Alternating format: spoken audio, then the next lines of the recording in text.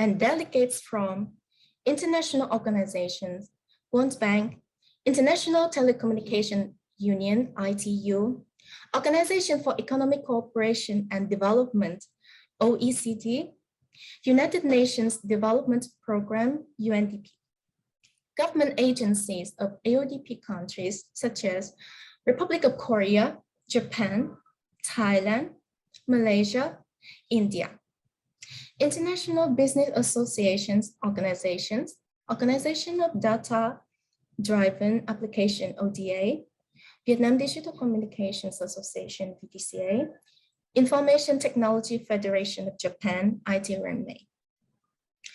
Vietnamese government agencies of Committee on Science, Technology and Environment, Vietnam National Assembly, Ministry of Information and Communications, Ministry of Science and Technology, Ministry of Education, Ministry of Health, and Departments of Information and Communication, Health, Education from different local governments. The main theme of AODP Summit 2021 is data exchange and industrial collaboration. The morning section of AODP Summit will be the Open Data Policy Dialogue with 3 panels. The final agenda has been shared with you in advance. Please take some time to have a look. To officially start the summit, I would like to welcome to stage Mr. Nguyễn Minh Hồng, President and Chairman of the Vietnam Digital Communications Association, to deliver the opening remark. Mr. Nguyễn Minh Hồng, the floor is yours. Kính thưa ông Lê Quang Huy, chủ nhiệm Ủy ban Khoa học Công nghệ và Môi trường của Quốc hội. Kính thưa Nguyễn Huy Dũng, Thứ trưởng Bộ Thông tin và Truyền thông. Kính thưa toàn thể các quý vị đại biểu, các vị khách quý trong nước và quốc tế. Trước tiên thay mặt ban tổ chức, tôi nồng nhiệt chào mừng, trân trọng cảm ơn toàn thể quý vị đã tham dự hội nghị đối tác dữ liệu mở châu Á AODP 2021 ngày hôm nay. Kính thưa toàn thể các quý vị đại biểu, đại dịch COVID-19 bùng phát đã gần 2 năm qua đã và đang thúc đẩy mạnh mẽ hơn quá trình chuyển đổi số. Minh chứng là chúng ta đang tham dự trực tuyến hội nghị đối tác dữ liệu mở năm 2021, vốn là sự kiện được tổ chức trực tiếp thường niên. Đại dịch COVID-19 là thách thức nhưng cũng là cơ hội để chúng ta nhìn nhận lại tầm quan trọng của dữ liệu, không chỉ trong tham gia ứng phó trực tiếp chống dịch mà còn trong vận hành đảm bảo sự liên lạc của đời sống kinh tế xã hội toàn cầu trong 2 năm vừa qua. Trên quy mô toàn cầu cũng như khu vực châu Á, trong tiến trình chuyển đổi số toàn diện, dữ liệu và ứng dụng dữ liệu đang trở thành phương thức phát triển mới, giúp tối ưu hóa các nguồn lực, phát triển bền vững, góp phần quan trọng đem lại an toàn, tiện ích hơn cho người dân và phát triển kinh tế xã hội phồn vinh thịnh vượng. Đối với Việt Nam, giá trị kinh tế mà các luồng dữ liệu tạo ra thông qua áp dụng các công nghệ kỹ thuật số trong thương mại đạt 81.000 tỷ đồng, tương đương với 2,5 tỷ đô la Mỹ vào năm 2017. Con số này có thể đạt tới 953.000 tỷ đồng và khoảng 40 tỷ đô la Mỹ vào năm 2030. Theo dự thảo chiến lược dữ liệu phát triển kinh tế xã hội số quốc gia đến năm 2025, định hướng đến năm 2030, mục tiêu của Việt Nam là đến năm 2025 kinh tế số đóng góp 20% GDP và 100% cơ quan nhà nước cung cấp dữ liệu mở. Để thực hiện được mục tiêu đó, kết nối chia sẻ dữ liệu, đặc biệt là dữ liệu mở chính là chìa khóa. Việt Nam đã sớm công nhận tầm quan trọng của dữ liệu mở. Trong nghị quyết số 52 của Bộ Chính trị ban hành có nhấn mạnh sự cấp thiết hoàn thiện pháp luật chính sách về dữ liệu, quản trị dữ liệu, tạo thuận lợi cho việc tạo dựng kết nối, chia sẻ và khai thác dữ liệu, bảo đảm an toàn an ninh mạng trong nước, tiến tới kết nối khu vực ASEAN và quốc tế. Đó cũng chính là tinh thần Hội nghị Đối tác Dữ liệu Mở AODP 2021 hướng tới. Hội nghị Đối tác Dữ liệu Mở châu Á, hội nghị thường niên do Liên minh Dữ liệu Mở châu Á AODP cùng các đối tác tổ chức từ năm 2015 đến nay, lần lượt ở 5 địa điểm tại Đài Bắc Trung Hoa năm 2015, Bangkok, Thái Lan năm 2016, Đài Bắc Trung Hoa năm 2017, Seoul, Hàn Quốc năm 2018, Tokyo, Nhật Bản năm 2019 và năm 2020.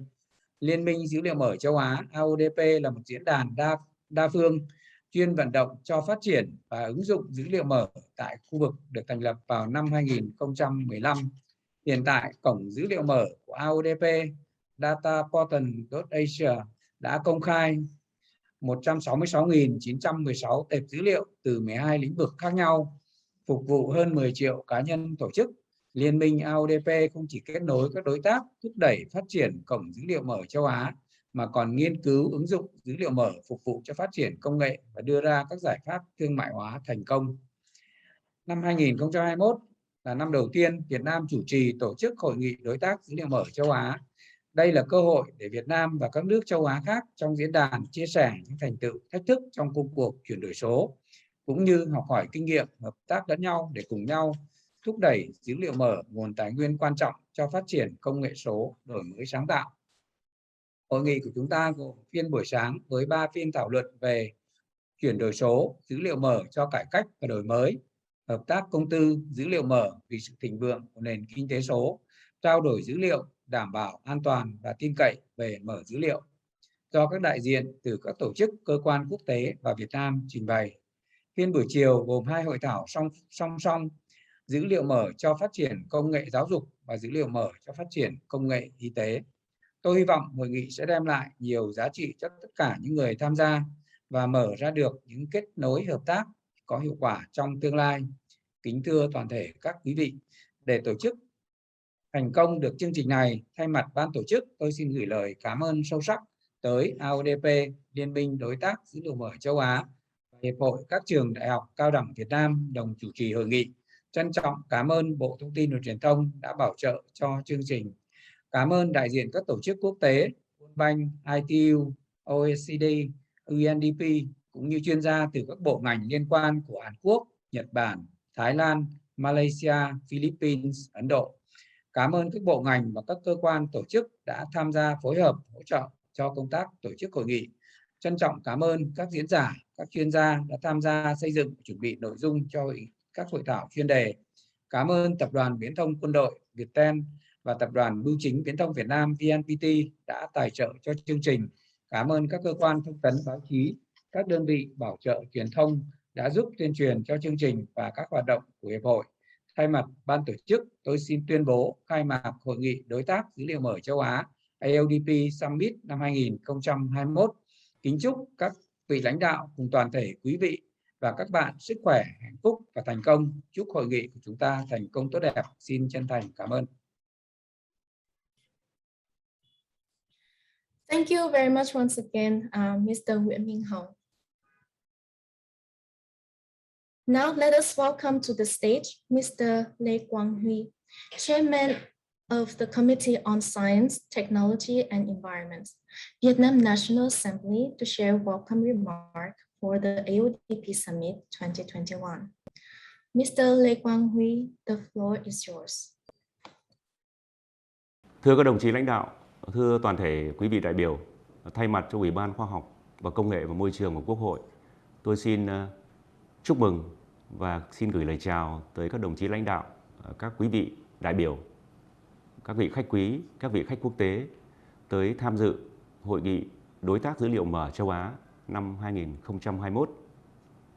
Và tôi hoan nghênh Hội Truyền thông số Việt Nam lần đầu tiên tổ chức hội nghị quan trọng này, khẳng định cái sự cam kết mạnh mẽ của Việt Nam trong tiến trình chuyển đổi số, thúc đẩy cái việc xây dựng, chia sẻ, sử dụng dữ liệu giúp cho phát triển kinh tế xã hội, hướng tới thịnh vượng chung của khu vực châu Á nói chung, trong đó có Việt Nam nói riêng. Ngày nay, như chúng ta đều thấy, khoa học và công nghệ phát triển hết sức mạnh mẽ và việc ứng dụng các thành tựu của khoa học công nghệ có thể nói rất sâu rộng trong tất cả các lĩnh vực của đời sống hàng ngày. Nhưng đồng thời, nhân loại cũng phải đang đối mặt với những thách thức hết sức to lớn như đại dịch Covid-19, bảo vệ môi trường và ứng phó với biến đổi khí hậu. Công nghệ số với vai trò trung tâm là dữ liệu số sẽ giúp chúng ta có thể phát triển được kinh tế xã hội, hướng tới thịnh vượng chung, nhưng đồng thời cũng giúp chúng ta hóa giải những các cái thách thức mà chúng ta đang phải đối mặt. Dữ liệu số có thể giúp chúng ta chăm sóc sức khỏe nhân dân được tốt hơn. Dữ liệu số có thể giúp chúng ta quản lý dịch bệnh, quản lý cái việc tiêm chủng hiệu quả hơn. Và trong thời gian vừa qua, các cái dữ liệu của cộng đồng quốc tế, trong đó có Việt Nam, nghiên cứu giải trình tự gen của virus SARS-CoV-2, các cái dữ liệu về kết quả của các cái tiến trình, các cái bước thử nghiệm của các cái ứng tuyển vaccine phòng chống COVID-19 cũng đã giúp chúng ta nhanh chóng có được vaccine phù hợp để thực hiện cái việc tiêm chủng và giúp ngăn chặn lây lan của dịch bệnh ngày càng rộng rãi. Dữ liệu số giúp cho chúng ta thúc đẩy các cái hoạt động kinh tế xã hội, hoạt động của các cơ quan, tổ chức, đơn vị, doanh nghiệp và kể cả các cái hoạt động đời sống thường ngày của người dân, đặc biệt trong những cái thời gian phong tỏa khó khăn nhất. Dữ liệu số trong bảo vệ và môi trường, ứng phó với biến đổi khí hậu có ý nghĩa hết sức là quan trọng. Dữ liệu số giúp cho chúng ta dự báo ngày càng sớm hơn, chính xác hơn và ứng phó một cách có hiệu quả đối với các cái hiện tượng biến đổi cực đoan của khí hậu, với hiện tượng phát thải khí nhà kính, với hiện tượng ấm nóng lên toàn cầu, với hiện tượng nước biển dâng, xâm nhập mặn. Và dữ liệu số đã giúp chúng ta có thể bảo vệ môi trường được tốt hơn, ứng phó với các cái thích ứng với biến đổi khí hậu một cách hài hòa hơn. Từ những các cái thí dụ, các cái thực tiễn nêu trên thì chúng ta có thể thấy rằng cái việc đầu tư cho công nghệ số, đầu tư cho việc xây dựng, chia sẻ, khai thác, sử dụng các cái dữ liệu số để giúp chúng ta có thể phát triển được kinh tế xã hội, hướng tới thịnh vượng chung nhưng có thể hóa giải những các khó khăn, thách thức toàn cầu mà chúng ta đang phải đối mặt. Trong cái xu hướng mở thì có thể nói rằng dữ liệu mở có những cái đặc trưng hết sức quan trọng. Đó là công khai sử dụng, đó là tái sử dụng và không độc quyền. Điều đó có nghĩa rằng cộng đồng có thể khai thác, sử dụng các cái dữ liệu đó dựa trên giấy phép mở.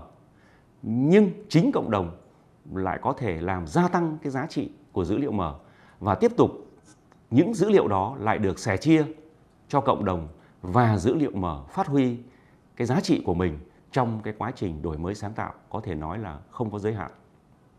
Châu Á của chúng ta với dân số đông nhất thế giới, với lực lượng lao động trẻ hết sức năng động và sáng tạo, cần phải tiên phong trong cái lĩnh vực phát triển công nghệ số, phát triển các cái dữ liệu, khai thác, chia sẻ và ứng dụng các cái dữ liệu sao cho hiệu quả nhất để giúp cho các quốc gia ở châu lục có thể phát triển và thịnh vượng hơn và giúp cho chúng ta hòa chung vào cái dòng chảy của toàn cầu để giải quyết những các cái khó khăn và thách thức mà chúng ta đang phải đối mặt. Trong bối cảnh này, tôi thấy rằng Hội Truyền thông số Việt Nam đã đăng cai tổ chức cái hội nghị đối tác về dữ liệu mở châu Á của năm nay là hết sức có ý nghĩa. Và thông qua các cái thảo luận, các cái ý kiến phát biểu của các chuyên gia, của các nhà khoa học, của các doanh nghiệp, của các hiệp hội thì tôi hy vọng rằng chúng ta sẽ thảo luận, sẽ chia sẻ những kinh nghiệm để đề ra được những các cái giải pháp, những các cái đề xuất kiến nghị, trong đó có các cái đề xuất kiến nghị để hoàn thiện thể chế, hoàn thiện chính sách pháp luật trong khoa học công nghệ nói chung và trong công nghệ số và dữ liệu mở nói riêng, thông qua các cái hoạt động hợp tác đa phương, hợp tác song phương, thế rồi các cái phương thức đối tác công tư trong cái quá trình thực hiện số hóa, xây dựng các cái hạ tầng để khai thác, để có thể sẻ chia, để có thể xây dựng các cái chuẩn hóa, để xây dựng các cái giấy phép mở, để làm sao các cái dữ liệu mở có thể sử dụng, có thể khai thác, có thể sẻ chia, có thể tạo lập và phát triển và đóng góp cái hiệu quả cao nhất. Cùng với các cơ quan của Quốc hội thì Ủy ban Khoa học Công nghệ và Môi trường của Quốc hội trong cái thời gian qua đã nỗ lực tích cực thực hiện các cái chức năng, nhiệm vụ được giao. Trong đó, trước mắt chúng tôi đang tập trung xây dựng, hoàn thiện các cái thể chế, các cái chính sách pháp luật về khoa học công nghệ nói chung, nhưng trong đó có cái pháp luật về chuyển đổi số.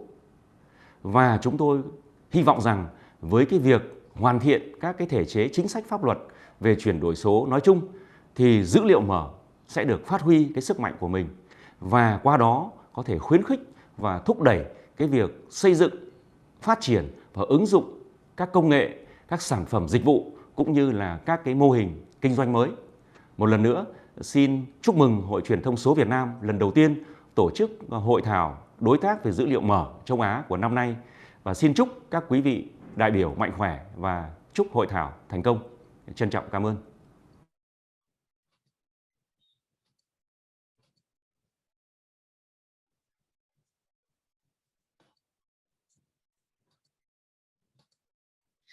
Once again, thank you very much, Mr. Lê Quang Huy, for your kind remarks. Now let us welcome to the stage Mr. Nguyễn Huy Dũng, Vice Minister of Information and Communications. The Ministry of Information and Communications is a leading ministry of digital transformation, including open data development in Vietnam. Mr. Nguyễn Huy Dũng, the floor is yours. Kính thưa quý vị đại biểu, các vị khách quý, đại dịch COVID-19 cho thấy bài học quý giá về tầm quan trọng của dữ liệu mở và chia sẻ dữ liệu trong việc hoạch định chiến lược phòng chống dịch của mỗi quốc gia. Việt Nam đã sớm nhận thấy tầm quan trọng của dữ liệu và dữ liệu mở. Gần đây nhất, chiến lược phát triển chính phủ điện tử hướng tới chính phủ số giai đoạn 2021-2025, định hướng đến năm 2030 của Việt Nam đã xác định rất rõ. Dữ liệu là một loại tài nguyên mới. Cơ quan nhà nước mở dữ liệu và cung cấp dữ liệu mở phục vụ phát triển chính phủ số, kinh tế số và xã hội số. Trên bình diện quốc gia, phát triển dữ liệu mở cần có sự hợp tác liên ngành. Bộ Thông tin và Truyền thông với vai trò điều phối chương trình chuyển đổi số quốc gia đã và đang xây dựng lộ trình, thiết lập các quy chuẩn, tiêu chuẩn dữ liệu, bảo đảm dữ liệu của các bộ, ngành, chính quyền từ trung ương đến địa phương được phân loại và chia sẻ một cách thông suốt, khoa học, bảo đảm an toàn thông tin mạng.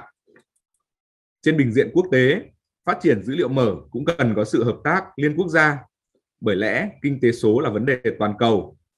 Và nếu coi dữ liệu là mạch máu của nền kinh tế số toàn cầu, thì mạch máu dữ liệu này phải được thiết lập dựa trên một khung tiêu chuẩn, quy chuẩn kỹ thuật được chấp nhận rộng rãi trên toàn cầu. Dữ liệu là nguồn tài nguyên đặc biệt, được sinh ra trong quá trình con người sử dụng công nghệ. Không như tài nguyên trong tự nhiên, tài nguyên dữ liệu càng dùng nhiều càng sinh ra nhiều, càng dùng nhiều càng tạo ra giá trị lớn, càng chia sẻ càng có sự cộng hưởng. Tuy nhiên, việc chia sẻ dữ liệu cần được thực hiện một cách phù hợp, bảo đảm hài hòa dòng chảy dữ liệu xuyên quốc gia, vừa bảo đảm an toàn thông tin mạng và bảo vệ quyền riêng tư của mỗi cá nhân, của mỗi người dân, phù hợp với lại quy định pháp luật của mỗi quốc gia. Chỉ có như vậy, những chiến lược, những tiêu chuẩn dữ liệu mới thực sự đi vào cuộc sống, dữ liệu mới phục vụ việc tạo ra giá trị mới cho người dân và cho doanh nghiệp. Và thông qua hợp tác khu vực, chúng ta có thể hướng tới hệ sinh thái dữ liệu mở toàn diện, thúc đẩy hội nhập kinh tế số khu vực và toàn cầu. Năm 2021 là năm đầu tiên Việt Nam chủ trì tổ chức Hội nghị Đối tác Dữ liệu Mở Châu Á năm 2021. Đây là cơ hội rất lớn để các cơ quan quản lý, các chuyên gia, học giả và cộng đồng doanh nghiệp công nghệ số Việt Nam cũng như quốc tế cùng chia sẻ, thảo luận, cập nhật những xu hướng, kinh nghiệm trong phát triển hạ tầng dữ liệu mở, hướng tới sự đồng thuận trong khu vực về các tiêu chuẩn, quy chuẩn quản lý dữ liệu. Bộ Thông tin và Truyền thông cam kết đồng hành cùng với cộng đồng công nghệ, cộng đồng dữ liệu mở trong và ngoài nước để cùng thiết lập tiêu chuẩn, quy chuẩn dữ liệu toàn cầu. Qua đó thì khai phá và tạo ra những giá trị lớn nhất từ dữ liệu mở. Cuối cùng, xin chúc Hội nghị Đối tác Dữ liệu Mở Châu Á diễn ra thành công tốt đẹp. Xin trân trọng cảm ơn.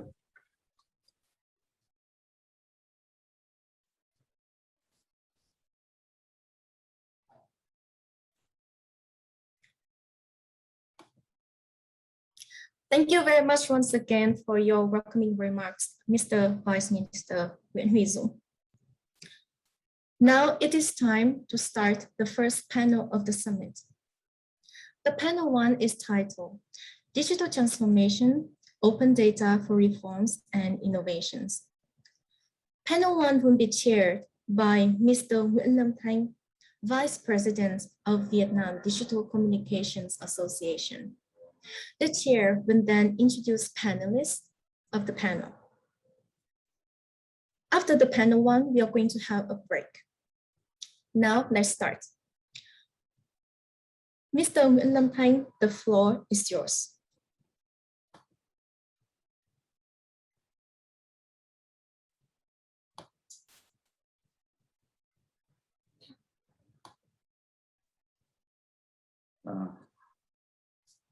It's my honor to be the chair of the first panel of the AODP Summit 2021. Ladies and gentlemen, the main theme of this panel is digital transformation, open data for reform and innovation. There will be 4 panelists attending this panel from Ms. Trần Thị Lan Hương from World Bank, Mr. Rio Santos from ITU, Ms. Hee Jung Lim, National Information Society Agency, Republic of Korea, Dr. Chi Ming Peng, Organization of Data-Driven Application, Chinese Taipei. Let me invite to the stage the first panelist, Ms. Trần Thị Lan Hương, expert from World Bank. Ms. Hương is senior public sector specialist from the World Bank. She have a long working experience with the government agency at both national and sub-national level to support the digital government reforms. Ms. Trần Thị Lan Hương is going to deliver a speech on unlocking open data potential, a key for Vietnam to play leadership role in the fourth industrial revolution. Ms. Hương, the floor is yours.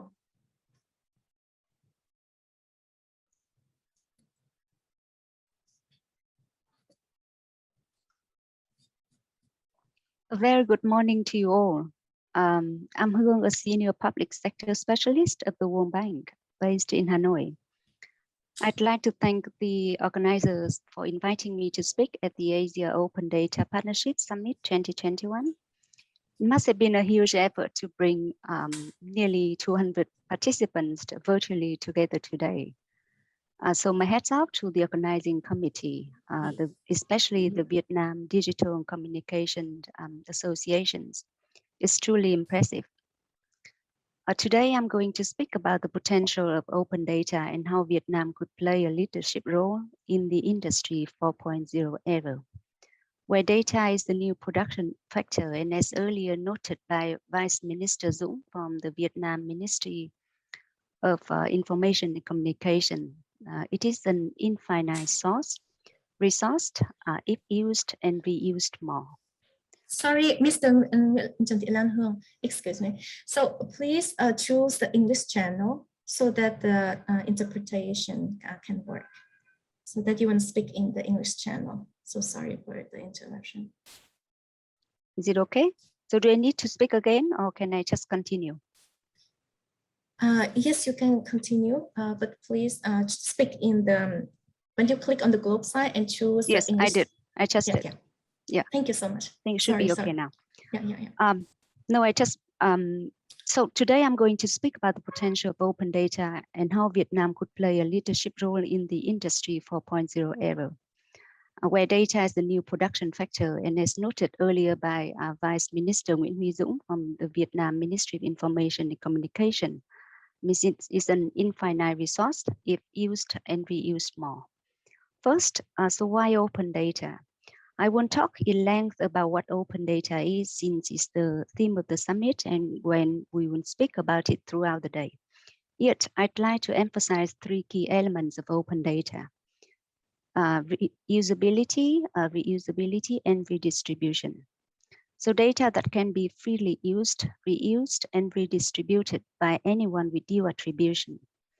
And the World Bank 2021 World Development Report, titled Data for Better Lives, adds to the definition the proactive publications of government data to underline the importance of governments being champions in open data.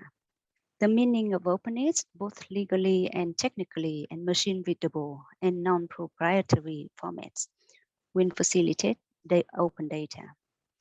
Next slide is the economic value of open data. At the macro level, several studies have estimated the gross value from 0.4 to 1.4% of global GDP added from open public data, and nearly 16% growth expected from high impact sectors in Europe alone. At the micro level, open data stimulates business across sectors. Open data has helped businesses to enhance operations, create new services and products, and provide commercial opportunities.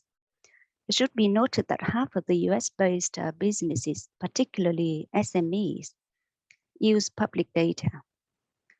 In other regions of the world, from Asia, Africa to America, studies have found that open data either boost government's efficiencies or create business opportunities. So what are the global trends on the governance of open data? The World Bank, as part of the 2021 World Development Report, Data for Better Lives, as I mentioned earlier, conducted a global data regulation survey and found that 1/3 of survey countries have open data legislations, which provides principle for the publication and use of data. Some countries have standalone open data acts, such as South Korea and Mexico. Some include open data provisions in broader e-government, digital government, or other legislations, such as France, Estonia, Australia, India, and the UK.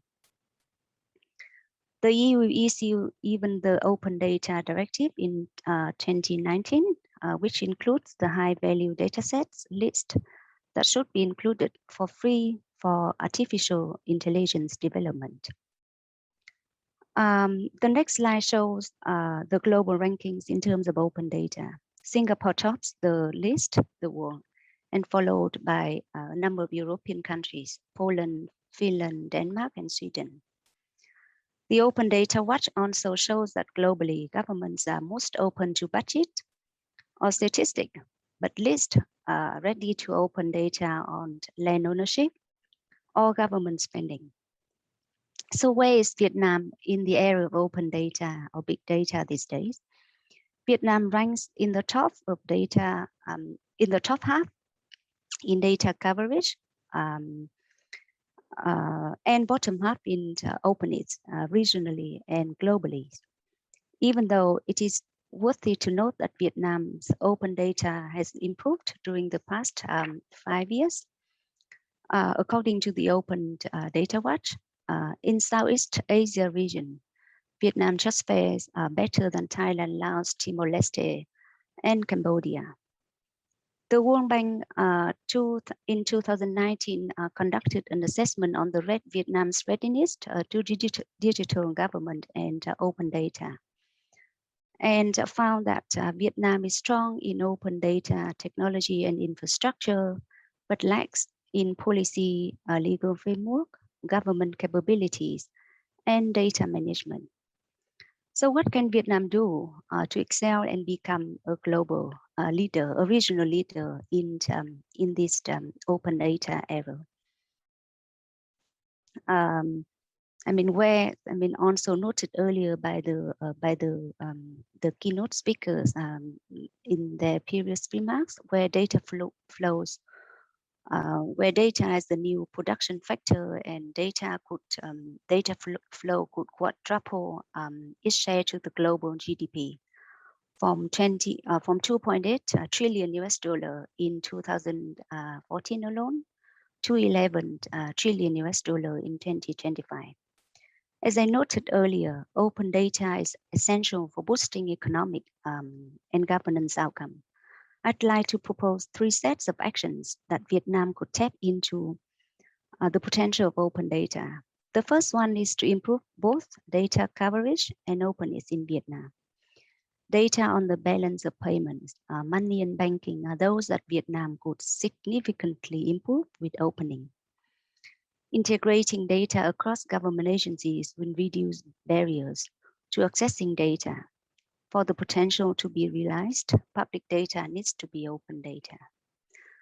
The second set of proposed action is for Vietnam to incorporate privacy and security consideration. Vietnam data localization requirements due to security concerns may restrain companies from contributing open data. And the need to harmonize privacy provisions, which are currently split across both privacy and cybersecurity policy, laws, and regulation. Finally, Vietnam could join the international open data communities and network It is commendable that Vietnam is part of the Asia Open Data Partnership, but Vietnam could play a more active role, a more significant role in other global networks, such as the Open Data Charter and the Open Government Partnership. So thank you very much for your attention. Over to you.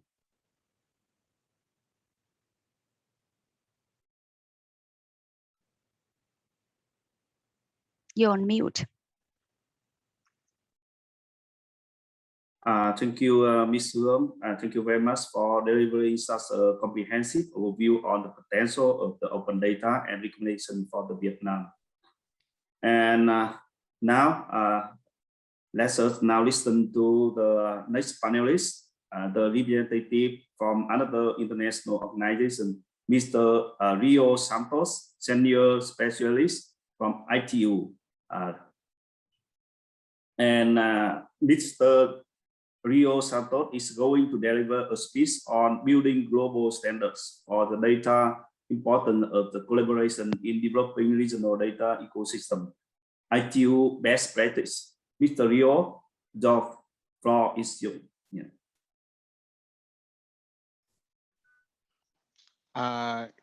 Good morning, everyone.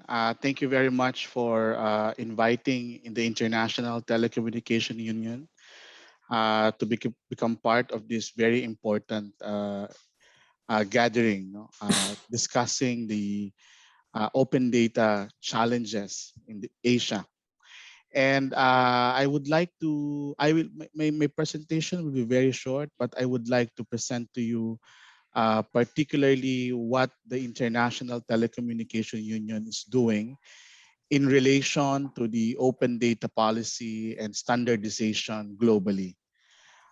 Just a brief understanding, ITU is the oldest United Nations specialized agency for information and communication technologies. Our main office is located in Geneva with several sub-regional offices, including the Asia Pacific Regional Office based in Bangkok. We have three main important sectors which also guide the main responsibilities and targets and role of the international telecommunication in the global movement in digital transformation. First is the ITU radio communication. This is where we coordinate the radio frequency spectrum and assigning the orbital slots for satellites all over the world. Remember that as we go along and as we spread the digital transformation efforts and ensuring that everyone is connected, there is a need for us to coordinate all these efforts and ensure that no one is left behind, and ensuring that we have equal sharing and proper standards in allowing all member states in accessing the required technology in order for them to provide the telecommunication requirement of their own respective countries to deliver the digital changes and reforms needed in their own respective country. Second is the ITU standardization. ITU standardization sector is responsible in establishing global standards. This global standard includes open data standards, discussing how we can ensure to protect the data of individuals and ensuring that the human rights are properly protected, and ensuring that standards are in place that member countries can implement in their own respective countries to provide the necessary legislations and policies that they can promulgate in their own country. Third is a development where we ensure and we work together with all member countries in ensuring that we are addressing all digital challenges and digital divide. the challenge of this generation is that as we expand the digitalization all over the world, we also need to narrow down the digital divide that's actually preventing everyone, from accessing the necessary digital services that is needed, ensuring that no one is left behind, including young people, marginalized group, elderly, people with disabilities. These are all important sectors that we need to ensure that can also have access and proper access to digitalization, because we believe that that the economic of addressing the digital divide is far greater than addressing and allowing it to continue. And in order for us to build these standards, we need to work together with diverse group of individuals that include member states. We have 193 member states, representative from 700 industries and key players from the private sector, and members from the academia and universities. These become the guiding principles to ensure that standards that we develop and the policies that we provide for member states to use as a model underwent the series of review and ensuring that this is provided with evidence and real data to back up these particular standards and policies. This is very important to ensure that we practice evidence-based policymaking by representing and ensuring the opinions and point of views of all sectors from the society, representing different sectors. Now, allow me to present as well one of the key issues in terms of open data, which is cybersecurity. We also do, as part of our open data practice, is to ensure that cybersecurities are also being monitored globally in terms of their global standing and ensuring that they subscribe to different standards that was agreed upon by all members of ITU. When we talk about global standards in terms of global cybersecurity index, this is an objective study to provide what needed interventions are there so that we can ensure that we address and we protect the data of every individual and ensure that the protection measures are there, not to ensure that the countries are safe from possible cyber attacks and cyber challenges, no? And Vietnam, in fact, is one of the leading countries in terms of cybersecurity, ranking number 7 regionally out of 37 countries, and also ranked 25 in terms of 182 globally. Meaning to say, there are serious efforts from the Vietnamese government in addressing cybersecurity. And of course, there are several indicators that we are monitoring in terms of cybersecurity that includes legal measures, technical measures, organizational measures, among others. What is the need of this particular practice? These are data that will aid government and different actors from the society, including private sectors and the academia, to understand the positioning of the country in terms of what could be the possible entry points of intervention, considering these different challenges that we are expecting.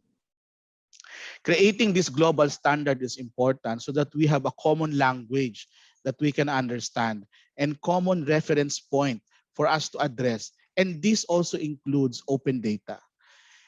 Open data is an evolving issue, an evolving matter that we need to understand. But at the same time, creating global standards and ensuring that protections and safety nets are in place are actually needed. That includes the challenges that we are facing in artificial intelligence, the new and emerging technologies such as blockchain, and Internet of Things. These are very important issues that global standards are needed to ensure that we are all protected. And because of that, next please, we make sure that we put together different regional practices, no? And regional that will allow us to document different initiatives from member countries in the region and globally on practices on digital innovation, on how they accelerate digital innovation, entrepreneurship, and digital transformation. But because this is very important to ensure that we document it so that we don't reinvent the wheel. And as we don't reinvent the wheel, we focus now on the changes that needs to be done as soon as possible. Furthermore, in relation to digital transformation, digital skills are also very important. What skills are needed now so that we can cope up with the digital transformation requirement of the 21st century and fourth industrial revolution? This is the challenge now that we are all working together so that we can provide services and explore platform to cooperate and work together on these challenges. And through that, we also provide assistance, next please, on ensuring that countries will be able to have access in creating data management through a government platform for data collection and data storage. So that's why we offer an open architecture government platform for data services. We call it GovStack, that generate different experience from all other countries to ensure best practices and allow this open architecture to serve the interests of the country's requirement in developing the standards and providing the digital transformation to accelerate government services. Lastly, we also have the International Center for Digital Innovation that allows us to experiment different solutions to advance digital innovation and transformation. This platform allows member countries, academia, and private sector to develop specific solutions, not to address different digital challenges, no, including open data, and ensuring that this data will guide us in creating informed decision, informed policies, and informed development of proper standards that will help everyone in narrowing the digital divide. And in my final words, it is very important for us to work together in developing these standards, because more than now, more than ever, it is very important. The challenge now for us to work together to accelerate digital transformation is reflected with the challenges that we have experienced during this pandemic. And through partnership and cooperation and creating a global platform for cooperation such as ITU will allow us to accelerate these changes and ensuring that we maintain our global positioning and our role in achieving the Sustainable Development Goals. Thank you very much, everyone, and good morning. Thank you very much, Mr. Rio, for your sharing best practice of ITU to ensure safe and secure sharing of data.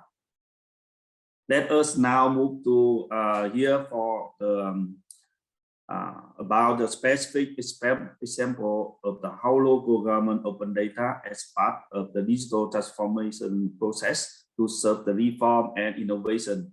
I would like to welcome to the stage the third panelist, Mr. Hee Jong Lim, General Manager of National Information Society Agency from Republic of Korea. Mr. Hee Jong Lim is going to deliver a speech on open government data policies and best practice in Republic of Korea. Welcome, Mr. Lim.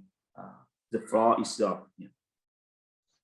Okay, thank you so much, So this is Hye-jung Lim. I'm a principal manager of National Information Society Agency in Republic of Korea. Thank you so much for having me today. So for next 10 minutes, I will be discussing open government data policies and our best practices in Korea to share with all of you. So next slide, please.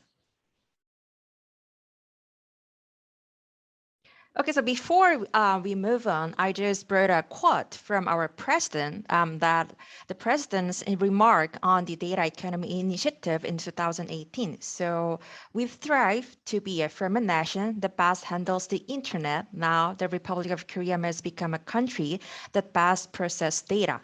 So you see that how like Korea exerting much efforts on to the data based on the like a national efforts. Next slide, please. Can you go back?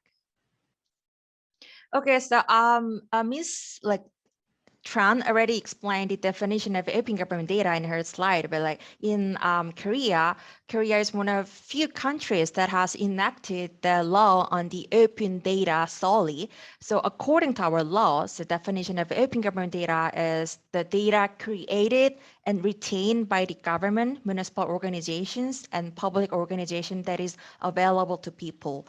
So open data law Korea has been enacted in 2013, and I'll be discussing the details of the law.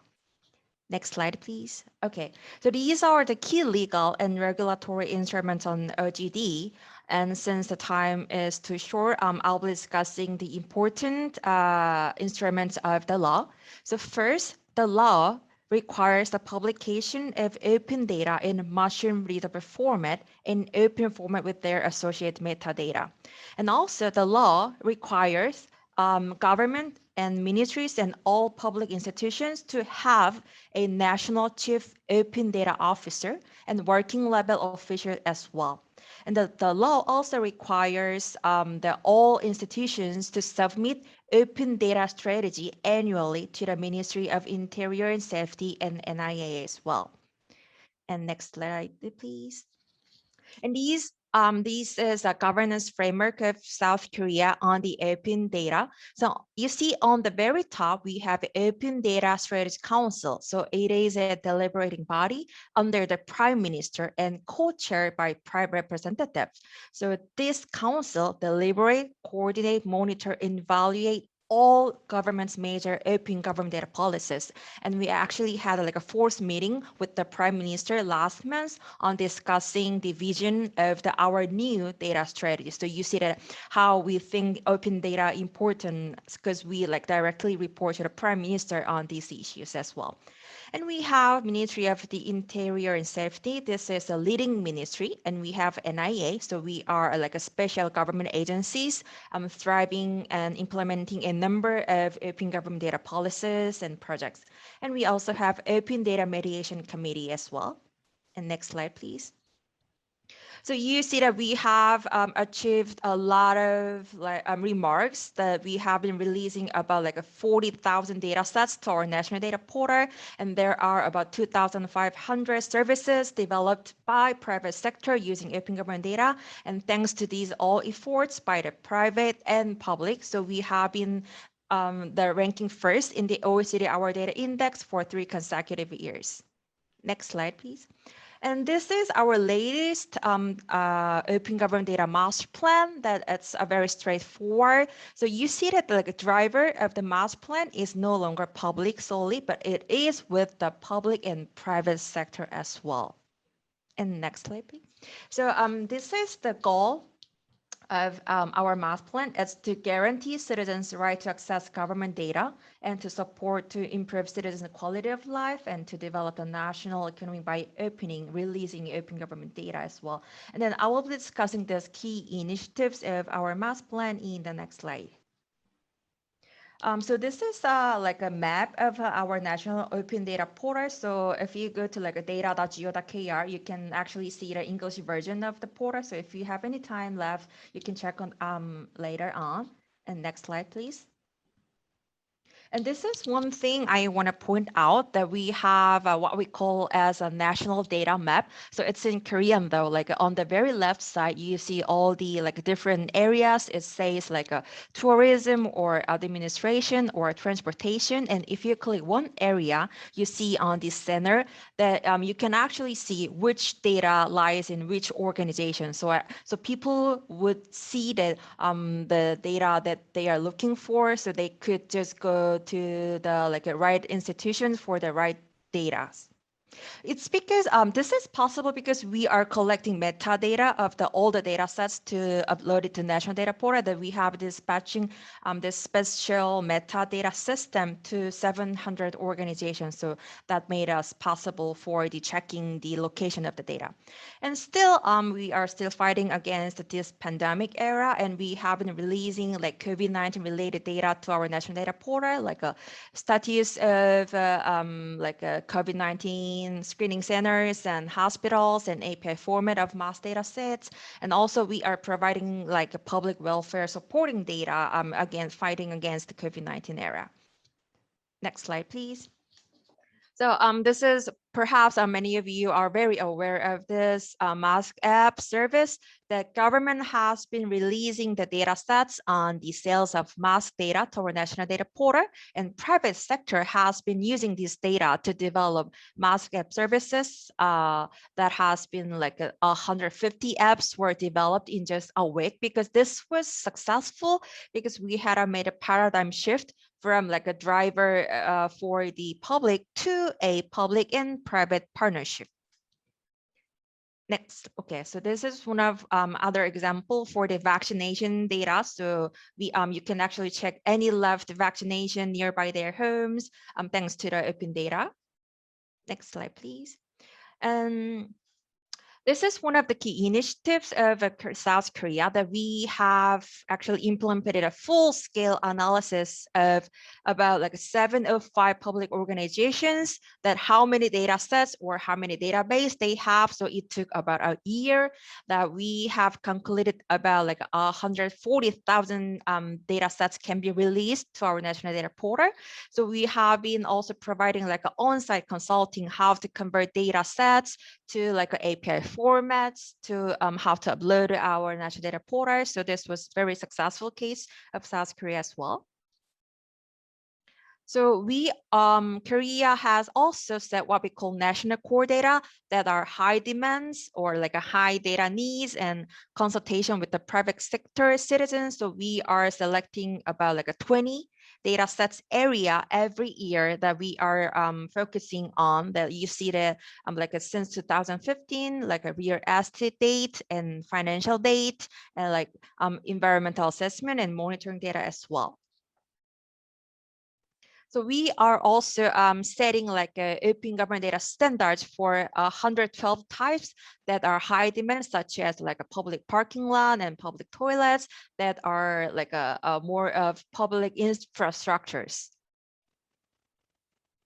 So these are the like most famous app services in South Korea that like searching for a hospital nearby. You can make a reservation through this app, and you can find a public parking lot and empty parking spot, and you can actually see the like a current price of any real estate on apartment or housing through apps using open government data. And this is also one of unique of Korean implementation, that we are implementing a data operation assessment in every year, that we are like doing this evaluation to about like 700 organizations, whether they've designated a person in charge for open data, or are they like putting much efforts on releasing new data sets, or are they like keeping the data sets to most updated date, or are they like organizing metadata as well. So this is one of the assessments that we are doing. So these are also another key initiatives on supporting startups, and we are providing consulting and investment for small startups as well.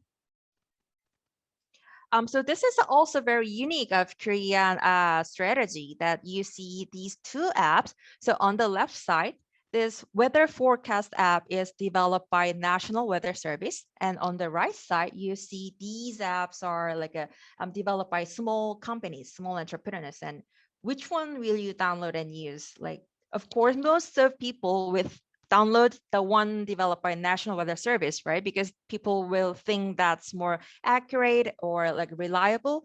And so to prevent this situation in Korea, in principle, like government or ministry cannot develop apps or web services if private sector has any capacity or any potential to support these apps or web services. Of course, there are some exceptions that if it's related to national security, government can develop, but otherwise we are not allowed to do this. And it's in the law.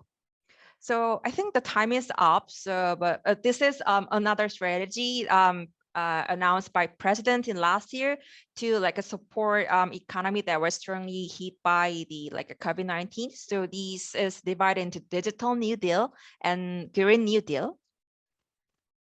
And these are the main subjects of the Digital New Deal, which is related to Open Data Project, that we are cultivating like a data human resources, that we have been dispatching and educating about 8,000 data internships every year, and that we are dispatching them to all government ministries and public institutions to supporting releasing open data sets they have. And we are also supporting like a open business matching with the organizations with the private sector as well. We are also dispatching big data internships. So this is one of the latest one of the strategy of Korea. So you may just refer to the presentation for the detailed information. So I think that that will be all for my presentation, and then I will be happy to discuss later on for the panel discussions. Thank you so much.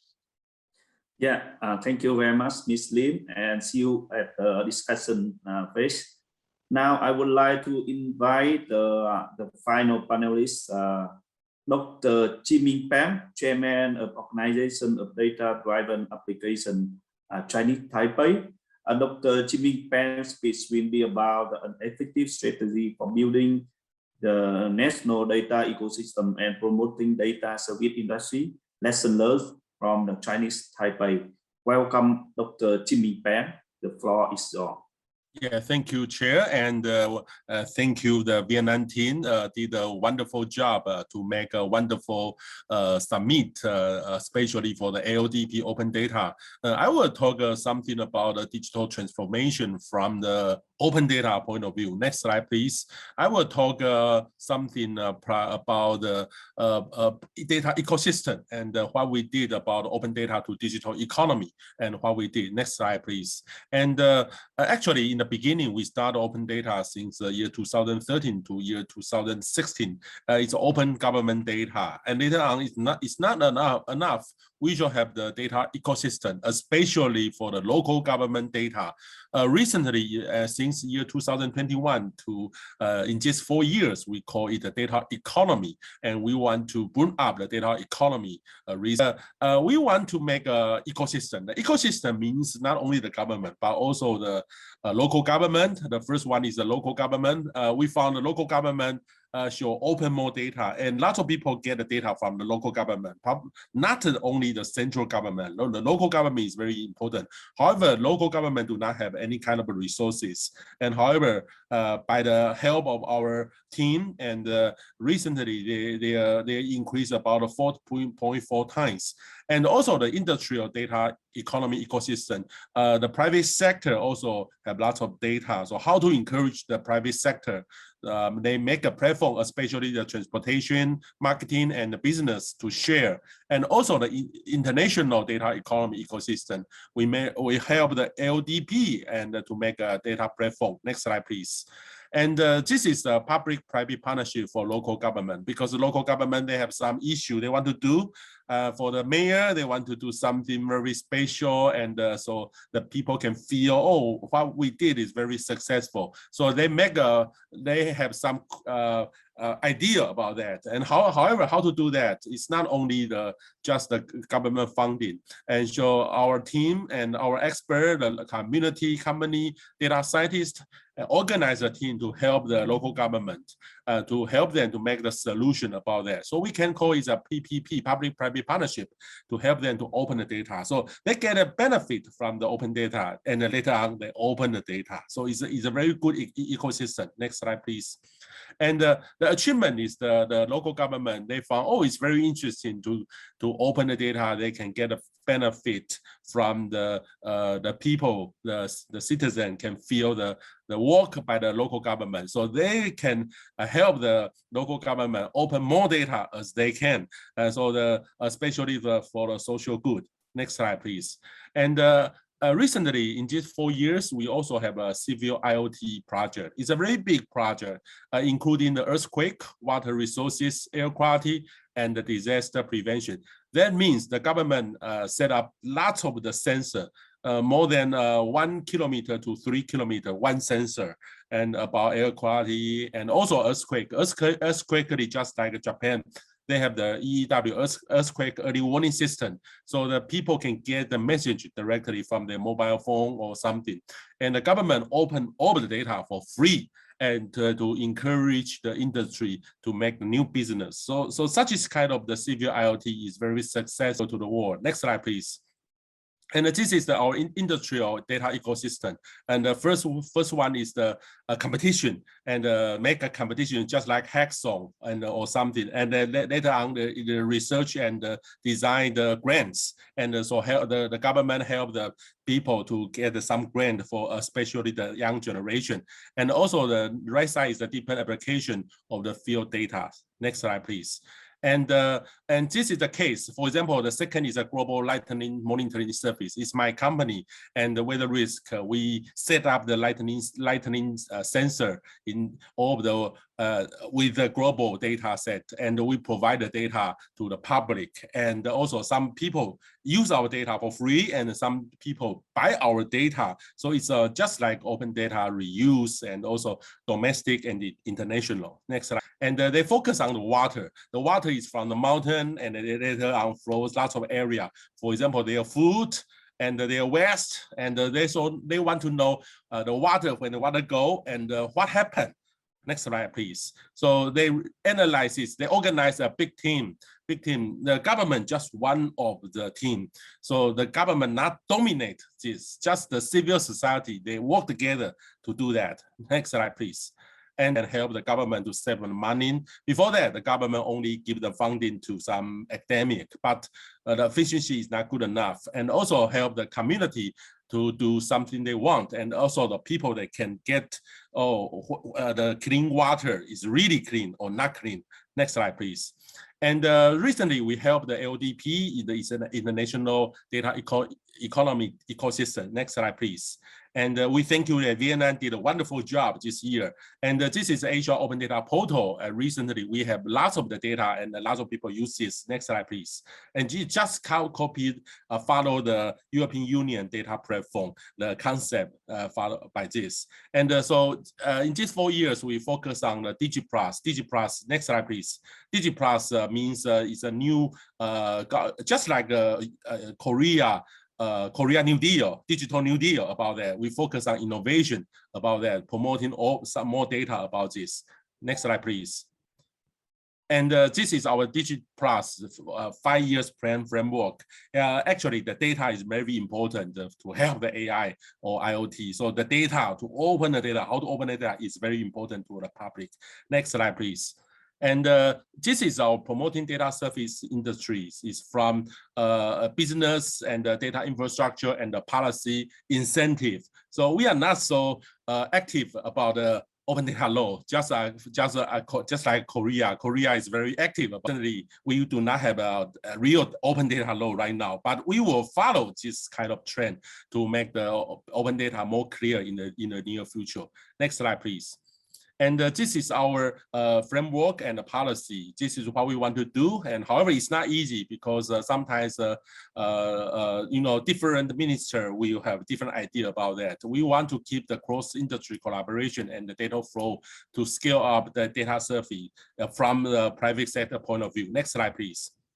And this is the serve industry through the data reuse. So recently, there were lots of the company want to join this platform. For example, transportation, retails, telecommunication, manufacture, and finance. Such is kind of the working together to make a good alliance can help the society open more data. Not only the government data, it's core data, especially the private sector is more, sometimes more important than the government.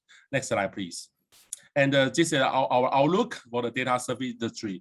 The first one is the high-tech developer, especially the innovative devices platform. For example, IoT and 5G and data analysis is very important. And also consultant, more data provider and user in the future, we can provide small smart business consultancy, and also the operator. The operator is very important to provide the data. Okay, next slide. Thank you very much. And we want to, such as kind of the data, open data is kind of a platform for the AI and for anything, especially for the climate change. I just come back from the COP26. And so recently the data is very important about the climate change issue, especially how to measure the data, how to open the data, the transparency is very important. Thank you very much. Thank you very much, Dr. Chinh-Minh Pham, for sharing such a comprehensive overview of Chinese Taipei strategy. Having an effective strategy is always the key to achieving the success. And now we just hear all of the full panelists deliver their presentation, and I think 10 minutes is not enough for each of them. So now we come back with the discussion part, and I'm going to ask some questions, and panelists are going to allow the answer. The first question is, what are key challenges and recommendation solutions in building a national data ecosystem in general? How important is it to have a comprehensive legal framework for open data, such as open data license and open data law? So first, I would like to invite Ms. Hương, the first panelist. Thanks a lot, the moderator, Mr. Thanh.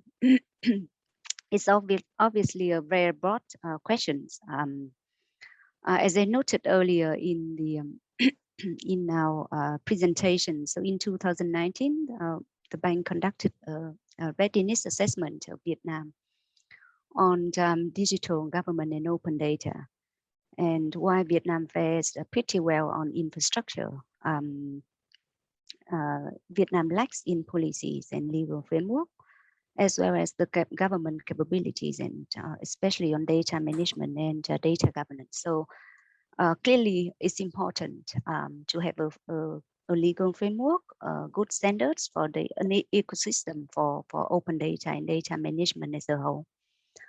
But I would like to underline three challenges, three aspects. At the bank, we often use the framework, people's and process and technologies. And so in a way, infrastructure also resemble technology. So it's not a problem. I mean, technologies are out there.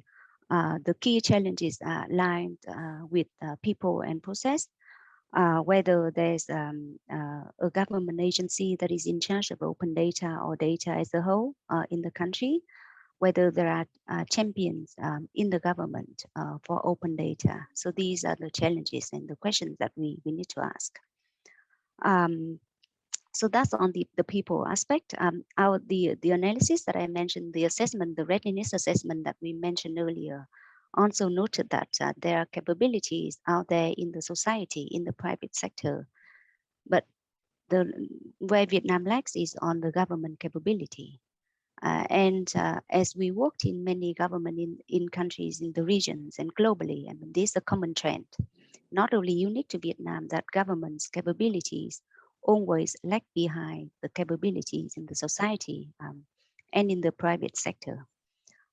So obviously, this is another challenge on the people aspect. On the processes side, Vietnam lacks the legal framework on open data and the national strategy on data. So whether there would be a national strategy or not is one question. But then when the strategy is improved, is endorsed, whether there would be implementation arrangement for the strategy, for the law to be implemented. So that's another challenge. I would stop here. Thanks. Yeah, thank you, Ms. Hương. And now I would like to hear the opinion from ITU, Mr. Rio. Thank you. Thank you very much. Again, good morning. I think Ms. Tran covered it very comprehensively. In terms of there's really need to be a champion, a champion that will push that agenda in the government. Because we've seen in different countries that it needs to start from someone with a comprehensive understanding. And that understanding can be replicated as part of the government policy and plans. And of course, just to add into that, it doesn't happen overnight.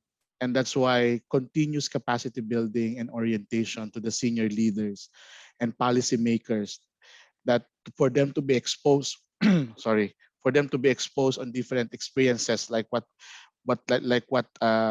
Korea just presented and other countries who are doing that is a good starting point, because these are something that concrete examples that they can aid in developing a responsive policies that they can develop to and customize it to the reality that they have in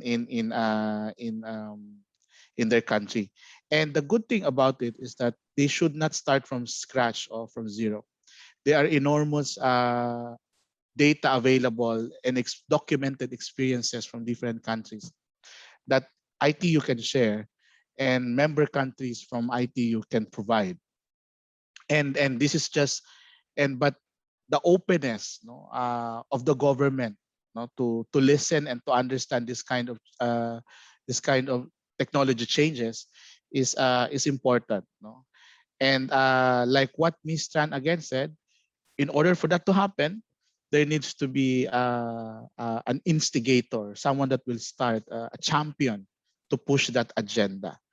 And because in our experiences, I think in most of the experiences of working in the government, I used to work in the government, it's easy to create a roadmap. It's easy to create plans. But at the end of the day, if there is no buy-in from the one who will implement the plans, it will not be implemented. And it will just be a plan without a proper and concrete action and output. And this is the challenge. In order for this to happen, we need to connect experience, reality, and context in every policy that we develop, so that that policy will be implemented, and it will be embraced by who will be implementing those policies. And that will be a continuous challenge. And there's no one size fits all formula or solutions for that. But what I can share in what I have witnessed is there should be a continuous effort and sustained efforts to learn and to unlearn. Because technology and digital transformation and data is continuously evolving very fast. And our ability as a government and as a public institution to respond to these changes and be open to these changes so that we can cope up with these changes will require a political will and a clear understanding on our positioning our global positioning and our clear national agenda to ensure that we implement that. Thank you very much. Yeah, thank you very much, Mr. Rio. And now I would like to hear the opinion from Korea, Ms. Lim. Okay, so I think other amazing panelists already mentioned what I wanted to say, but I think like most countries undergo like a similar challenges that like since open data are quite scattered to like different government bodies, ministries. So it's really hard for all different bodies to release all the data sets they have and like most data sets are not released due to like security issues or privacy issues. And since government bodies do not want to take any risk on releasing data sets, so it is very important to have like a strong legal framework or like legal bodies that mandates institutions to release data sets they have, like what we are doing in Korea. And one case that I would like to share that how Korea overcame with the data sets that hasn't been releasing so far. So in this year, we are finally releasing data sets on business registration number, like in Korea. So like it tend to regard business registration number as some like a private. So the institution responsible for this number has been refusing releasing the data sets for a long time, saying that there is a private issues. So with the Ministry of Interior and Safety and NIA, so we have been working so long, and finally we have been releasing the data sets into a true or false API format to our national data portal.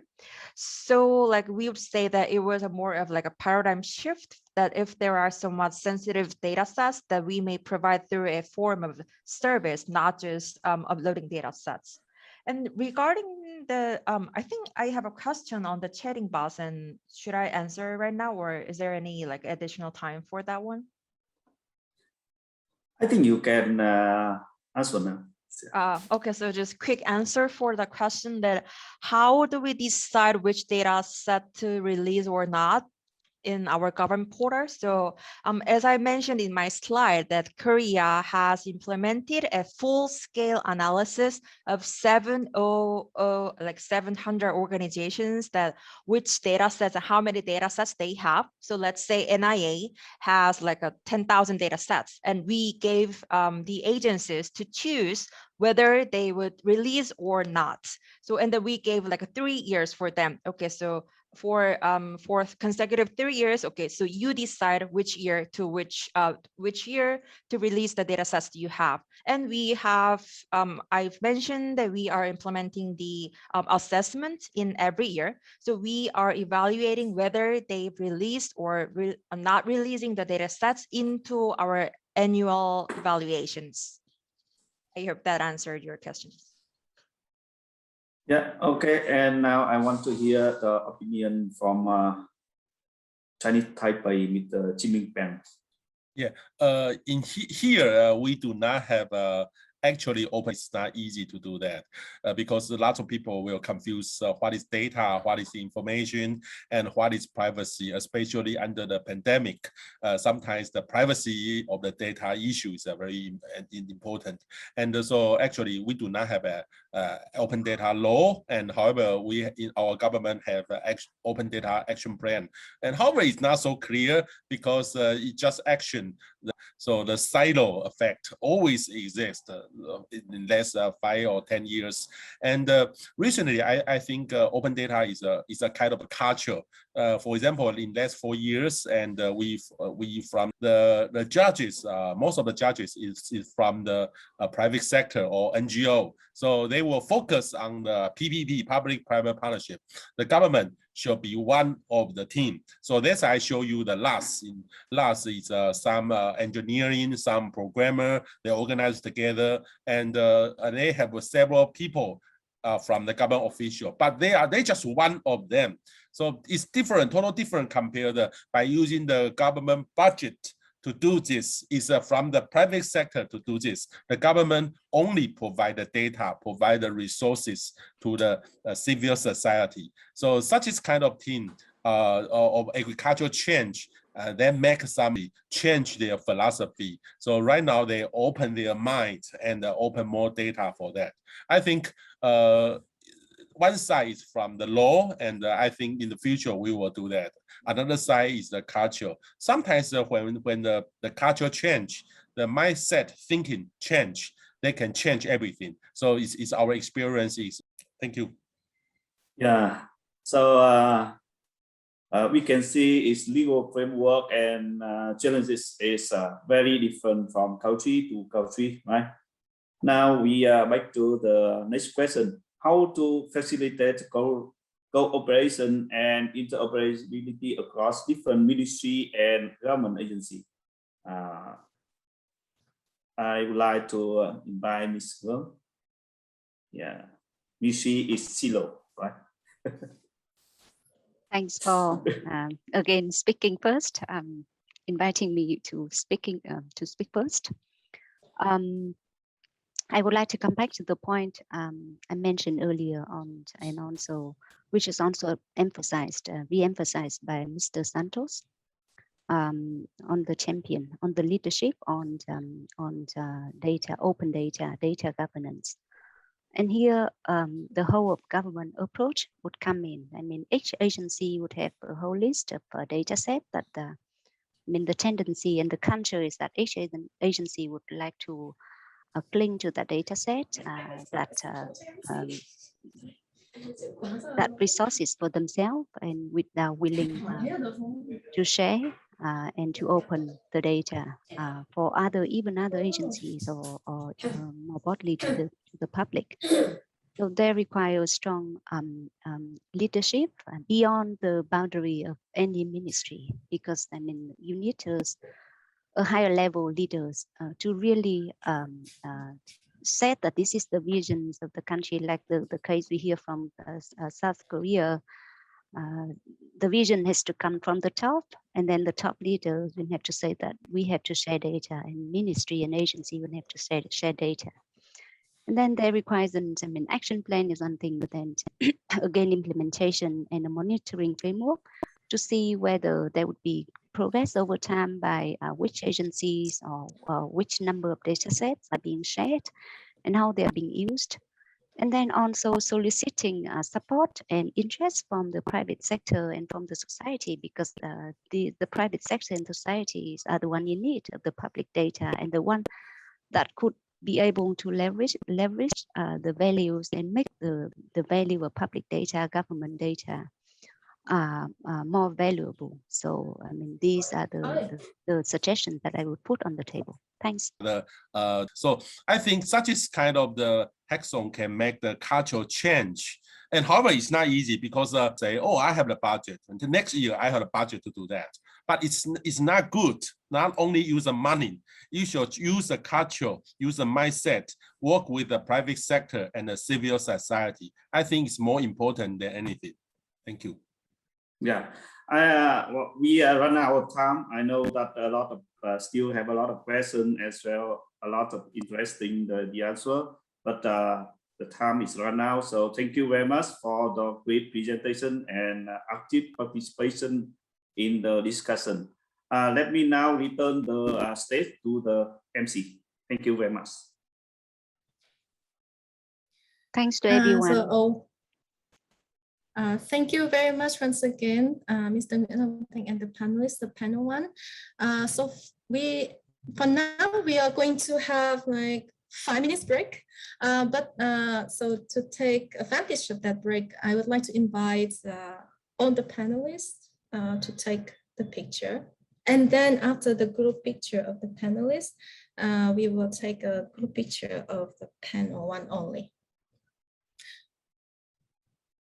There's a technical team. Can you please pin all the panelists into screen?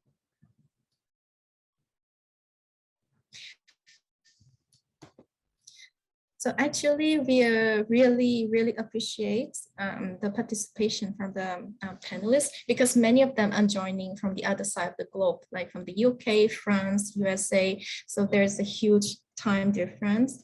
So maybe some of them are still not yet available now, but we will take a picture after this.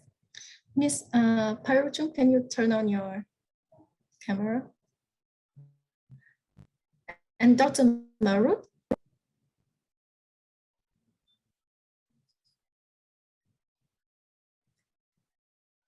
And yeah, Professor Noboru Shizuka, please help us to, the technical team, please help to pin on them.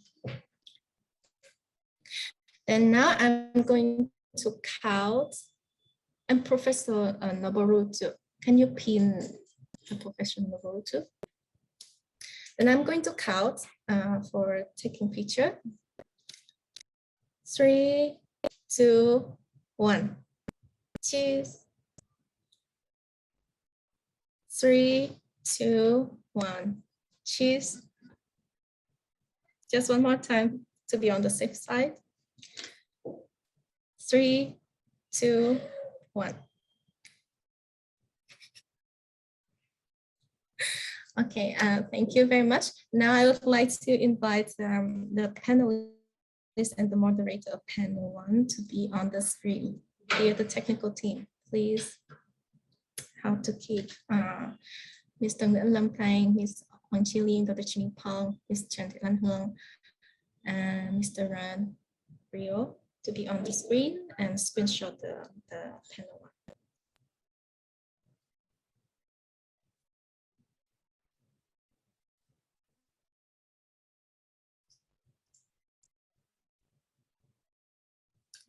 I'm going to count.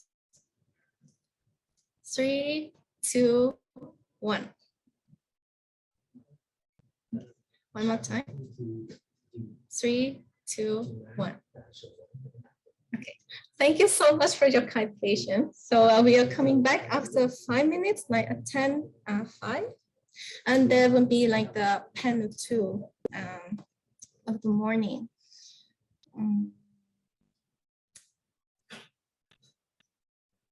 We will be back very soon.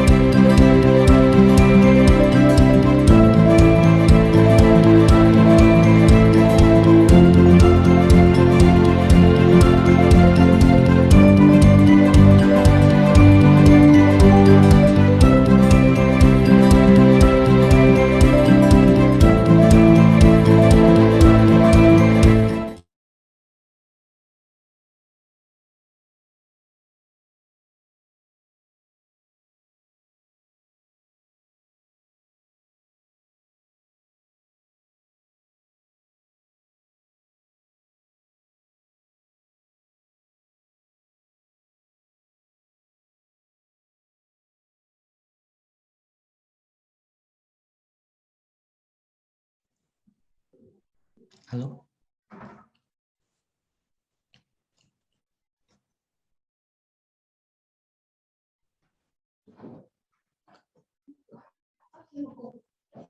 Được rồi, anh bắt đầu.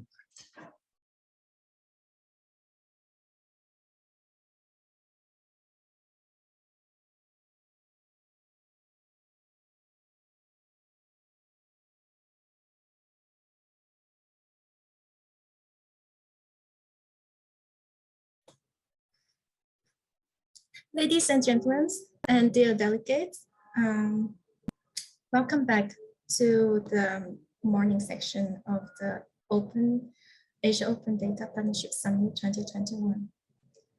Now we are prepared to go to the panel 2 of the summit. Hope you had a good refreshment after the break. The panel 2 is titled Industrial Cooperation, Open Data for Economic Growth. Panel 2 is chaired by Dr. Marut Buranarek, Director of the Data Science and Analytics Research Group, National Electronics and Computer Technology Center, Thailand. He is currently the Principal Manager in the Data Science and Analytics Research Group at NETEC, Thailand. His current work mainly focuses on providing technical support for national open government data and data catalog platform development. Welcome to the stage, Dr. Marut. The floor is yours. Thank you very much, Ms. Wintong, for the introduction. And welcome everybody to the panel 2 of AODP Summit 2021. And in this session, we have 3 panelists. And so first, let me invite our first panelist, Ms. Barbara Chiara Ubaldi, Senior Project Manager, Digital Government with OECD. Ms. Ubaldi is a Senior Project Manager at the OECD, leading the work on digital government and open data within the Division for Public Sector Reform of Public Governance and Territorial Development Directorate. And prior to OECD, she served for over 7 years as Program Officer for E-Government and Knowledge Management at the United Nations Department of Economic and Social Affairs in New York. And Ms. Ubaldi oversees the development of the OECD Our Data Index, which assesses government's efforts to implement open data in 3 critical areas: openness, usefulness, and reusability of government data. So please welcome Ms. Ubaldi, please. Hi, good morning, everybody. It's a real pleasure to be here with you today. Good morning from Paris. So it's a very honor for me to be able to share with you this morning some of the key insights of the work that we are doing on open data at the OECD, where I'm been leading the work for quite a few years. And give me one moment, I'm trying to.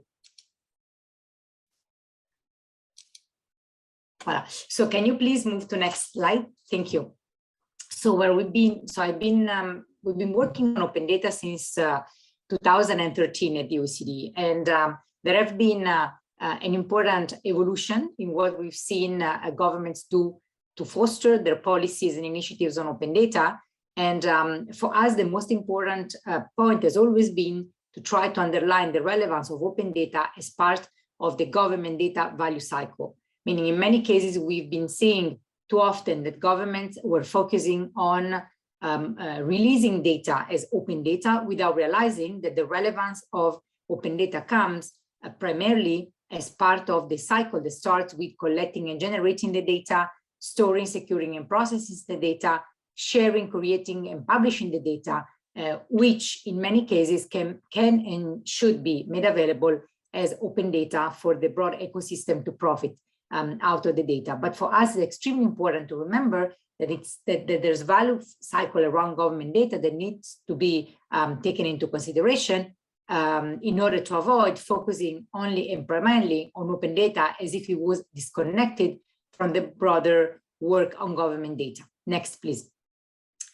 So once that's a clear starting point, we've been thinking for many years when we started working on open data on a framework that could support the better design of policies and initiatives. And we realized that there are there were three main priorities that had to be underlined for governments to take the actions that would be the most efficient and strategic actions. First of all, focusing on data availability, availability of data as open data, because in many instances, governments were still publishing PDF, thinking that the data was actually open data. Second, making sure therefore the data would be accessible, and not only from a technical point of view, data made available as open data, but for instance, looking into efforts to foster visualization applications, for example, that make the data more accessible to many people, even if they're not technical experts. I would not know what to do with open data made available on an open data portal, but I definitely want to take advantage of the outcomes and results produced thanks to the release of government data as open data. And third, the reuse, because there's no value that comes out of open data unless somebody does something with that, right? So the idea of trying to foster the reuse from the different actors across the ecosystem for us was a key message to send right up front. Next, please. So this framework has been used for several years now to produce the OECD Open, Useful, and Reusable Data Index, which at the moment remains the only global comparison on open data policies around the world. It covers the OECD member countries plus some non-OECD member countries, and that looks precisely into the data availability, accessibility, and data reuse efforts across governments. And it's really important for us to use this tool, not only to understand how countries compare with each other, because that's not the primary goal of the index as a policy tool, but it's a very important tool to try to understand where governments need to focus their efforts to improve their performance on open data. Is it focusing on accessibility? Is it focusing on availability? Or is it focusing on fostering the reuse of open data from the broad ecosystem? Next, please. And there are some very important takeaways that we've been seeing emerging from the last version of the index that was published in 2019. There's a new one coming up in 2022, next year. So what we saw in terms of key policy messages coming from the index in 2019 was, first of all, the importance for governments to acknowledge more broadly the relevance of having the right data governance in place to advance on open data. Second, the importance to have a political leadership supporting open data policies and initiatives and efforts in the long run to guarantee the continuity and the sustainability of open data efforts. The important to focus on the stakeholders' engagement on identifying data needs, for example, to be able to release data that are actually valuable to some of the users group, to improve de facto data release and data lifecycle management. So to not only limiting efforts to adopting laws and policies and strategies for opening up data, advance the perception and use of the open data for portals, therefore trying to make the most out of it and not just seeing it as a dead box where data is placed without using it as a platform for collaboration, for example. Accelerate the reuse, not only within the ecosystem outside of the public sector, but also trying to focus on the reuse of open data from civil servants, from the public sector more broadly. And last but not least, increase the efforts to measure progresses and to measure and monitor the impact of the release of open data policies. Next, please.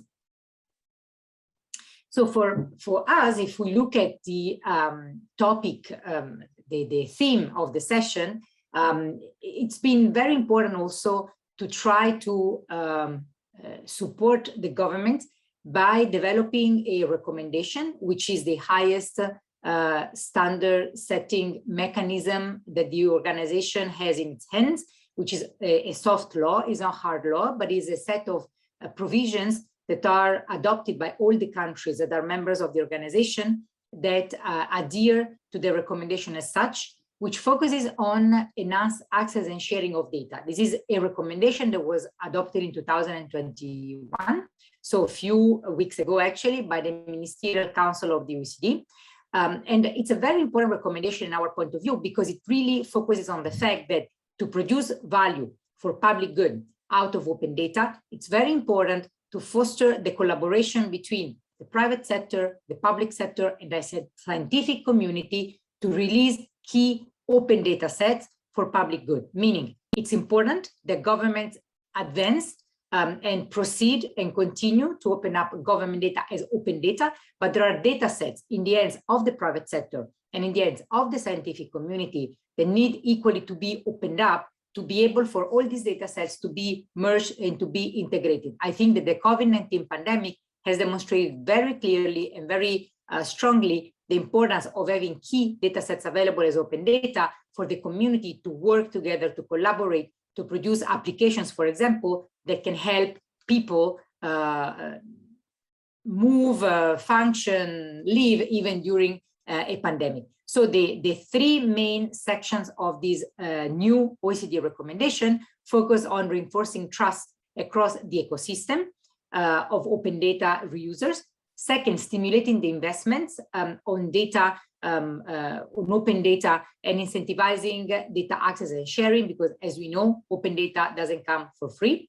And third, foster effective and responsible data access, sharing, and use across society, because we need to remember that there is an important effort to still be made to make sure that there's trust on the responsible access and sharing of data across the whole ecosystem for open data to remain sustainable. Next, please.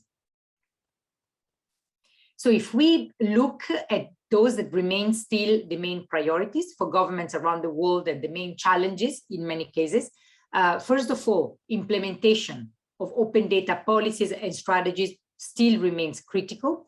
Efforts on having nice policies and laws have advanced, but again, how to take concrete actions to implement nice plans still remains an area that demands work. Second, having use cases that demonstrate the value of open data and how this can help improve service design and delivery and collaborations with the private sector is an important priority. Therefore, public-private partnerships to foster the use of open data remain an area where governments need to focus their efforts. Data governance, intended broadly as a set of norms, policies, architecture, technical infrastructure, responsible roles, need to still be conceived as a key enabler of open data. Data quality remains a priority. Quality means different things for different users. So taking the right steps to increase data quality is a priority. Aligning open data with artificial intelligence agendas is still a challenge for many governments that nevertheless recognize the importance of linking the two. And last but not least, recognizing that open data portals should be platforms for collaboration, so making the most out of them still remains an important challenge for governments. I look forward to discussing some of these in the remaining part of the panel, and I thank you very much for your attention. Thank you very much, Ms. Kubaldi, for the very interesting and very insightful talk. And I believe that we will have more discussion on the discussion session. Thank you very much. So let's move to our next panelist. Our next panelist is Mr. Nguyễn Quang Dong, Director of the Institute for Policy Studies and Media Development, Vietnam Digital Communication Association. Mr. Quang Dong is the head of Institute for Policy Study and Media Development, and is an expert on governance and public policy. And for the last 5 years, IPS and VDCA have provided in-depth consultation to the Ministry of Information and Communication and other policy-making bodies in developing Vietnam government digital transformation strategy. And Mr. Quang Dong holds a master's degree in governance and public policy awarded by the University of Queensland, Australia. So Mr. Quang Dong, please. Thank you, Dr. Maros, and good morning from Hanoi. So up to now, we have listened a lot of useful sharing about the open data policy and strategy of the country around the world, particularly for the developed country. I want to share some lesson learned from Vietnam, because we think in AODP, we have a lot of developing country now and developing country currently. And I think as the early period of developing for open data. So what's the situation right now in Vietnam, and what should the lesson learned from Vietnam for other countries, and as well as recommendation for Vietnam governments too. Next slide. So currently, in the draft of National Plan for Digital Economy Development Plan, Vietnam set a very ambitious targets for developing of the digital economy and open data. For example, government wants digital economy would take account 25% of GDP by 2025, and by 2025, 100% of Vietnam government agencies provide open data. That is very, very high commitment and very ambitious from Vietnam government for the digitalization process. And currently, Vietnam also have quite a complete legal framework for that. Last year, 2020, Vietnam issued the decree number 47 that gave a definition of the open data in public sector and require how government agency connect sharing data for private sector and other organization for uses. Next slide, please. Up to now, Vietnam also has developed some open data initiative. For example, at the national level, Vietnam have opened the data portal at data.gov.vn last year, and at the provincial level, we also have some many provinces begin to provide open data at the provincial data portal. For example, big city of Vietnam, Ho Chi Minh City, Da Nang City, and other city right now have developed and opened the data set on this portal for opening. And at the sectoral level, some in the 6 national priority base, government begin collect and analyze the data, and now prepare for using that. For example, national population database, which organized and managed by Ministry of Public Security, also have a plan to use the population data for mining and using. In the last couple of times in the COVID response, they also using this data in practice. So just is the situation right now. This is, I just mentioned some initiative. Next slide, please. Next slide, please. Next slide. Here is some sectoral data portal. Next slide, please. So here is the 3, please back to last slide. So here is the 3 lesson learned we draw from the situation in Vietnam right now.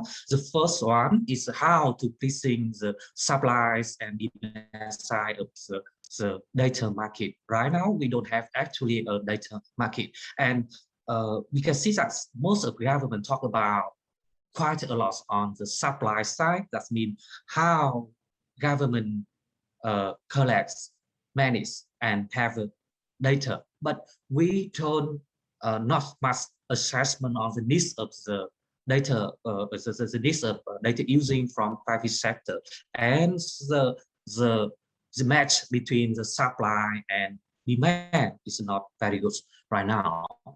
As the secondly is the issue of the data standards and the data classification, mostly in the public sector, because the issue of the quality is very important in opening. But right now, the Vietnam government still lack of the data standards and quite poor as the data classification. So when the open the data, the quality of the data is not meets the demand of the private sector.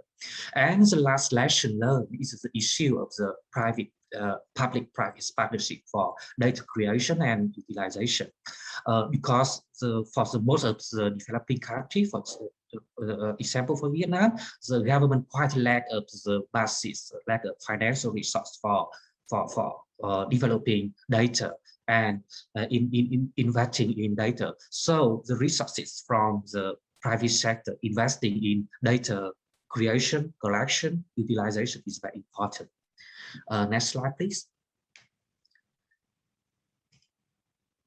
That is the public, here is the public sector data circle. Here's and I mentioned, so in terms of the data utilization, right now, most of the attention focus on the internal sharing between the government. But government in the next time, if they want to achieve their goals, should focus more on data opening. And in terms of the data opening, there are two perspectives. The first one is the path using data. And the second one is open data that we are talking about. I mean that for the opening data, there are some type of data should be a path using. That means the collect fee before to use that. And the second one is the type of open data, because this divided, this classification will address the issue of the lack of resource for the government. Next slide, please. And of course, the issue of the standardized public sector data is very important. When we examine the data on the national public data portal, very little data can be opened and exploited by government on that. Most quite the formats of the data, the PDF, machine readable data. So it's very hard for the company or other organization can access and use that. So issue of standardized public sector data is very, very important right now for Vietnam. Next slide, please.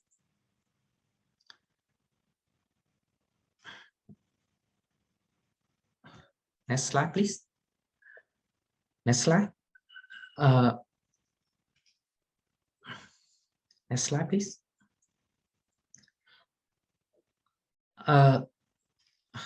So here is the issue of the classification. Not all of the classification is the very first step before opening. But right now, Vietnam, and I think it's similar to as governments in developing countries, they lack a classification policy, so that the government agency not confident enough to open the data.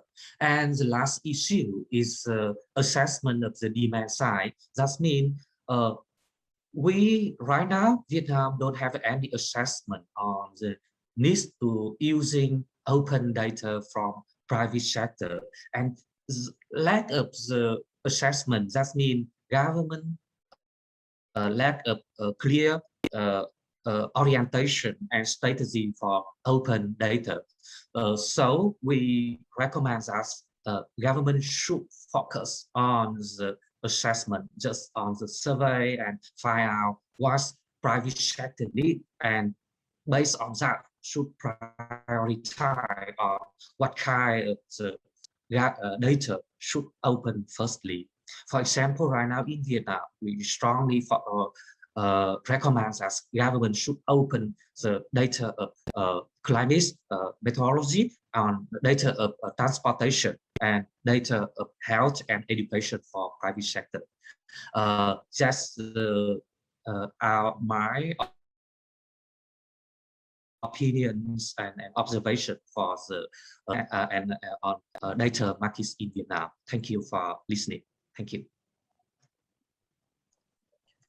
Thank you very much, Mr. Kondong, for a very interesting talk. I'm sure we will be able to discuss more in the discussion session. Okay, so thank you very much. So let's move to our final panelist of the session, Professor Noboru Koshizuka, Director of Open Data Center at the University of Tokyo and Director of Data Society Alliance. Professor Koshizuka is a Professor of Interfaculty Initiative in Information Study, the University of Tokyo, Japan. He has found and is now directing Open Data Center, the University of Tokyo, which is the first research center of open data in Japan. He has been actively contributing the activity of open data in the public sectors, such as national and local governments in Japan. And he is a director of the Data Society Alliance and a member of Digital Society Initiative Council of Digital Agency. Dr. Koshizuka is a member of the IEEE, ACM, and Information Processing Society of Japan. So, Professor Koshizuka, please. Yeah, thank you very much, Mr. Chairman. And can you all hear me? Okay. Yeah. Yeah, my name is Noboru Koshizuka. Thank you very much for the introduction. Today, I'd like to talk about the public-private partnership in promoting open data, usability, and commercialization experience from Japan. The next, please. Yeah. Yes. Next, please. Yeah. Now I'm working as a professor in Interfaculty Initiative. Oh no. I'm working in the University of Tokyo, and I have many positions related to data ecosystem in Japan. And next, please. Next slide, please.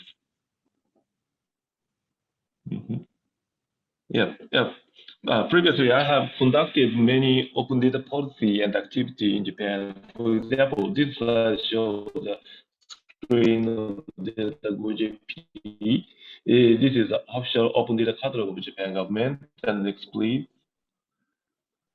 And the next slide is the site of Tokyo Metropolitan Government. I have conducted this project. And next, please. And recently, many local governments of Japan are providing open data. This slide shows two maps. Left map shows all prefecture level local governments providing open data, and right picture shows that all city level local governments providing open data. Now, all prefectures and about half of cities in Japan are providing open data.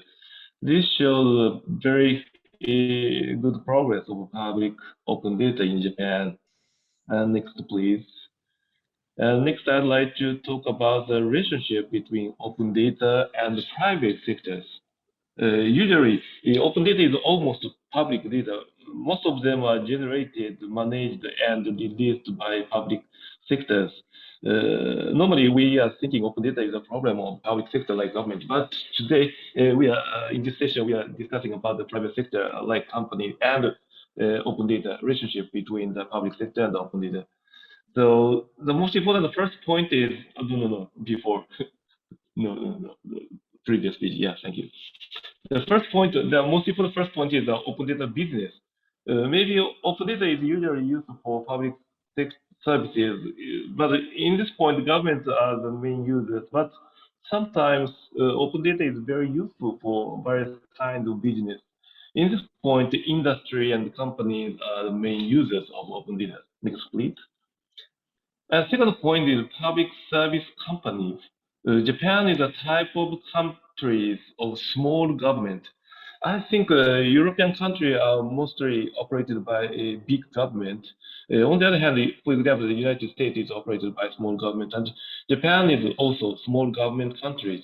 In such countries, many public services are operated by private companies, for example, railway companies, energy companies, telecommunication companies, banks. In Japan, universities are all private universities and meteorological companies. So many public data is maintained by private companies. This is a very important point. Next, please. So cooperation between public sector and private sector is essentially important. So next, I'd like to talk two examples of open data activity between public sector and private sectors. Next, please. The first example is the public transportation open data, ODPT, public open data, public transportation open data. This is a public-private partnership project of public transportation, such as railway, bus, and airplane, and so on. And in Japan, the public transportation is very, very well equipped. This slide shows the railway map of Tokyo area, very well equipped, but very complicated. No one cannot understand how they are going. And next, please. This slide shows the next slide. This slide shows the bus map. No. So before previous page. Yeah. This is no. So in Tokyo, the example that they 2 pages before. The next, please. Before.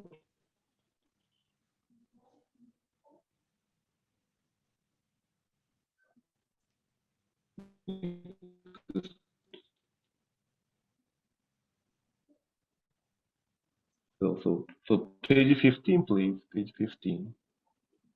Page 15, please. Yeah. You can go. So for example, in Tokyo, for example, railway is right. 1,052 kilometers, and so many very long railway and many stations and many cars. Also, buses are very long lines and many lines and a lot of cars. So also taxi has many cars. So for traveling efficiently in Tokyo, we need much information about public transportation. But next, please.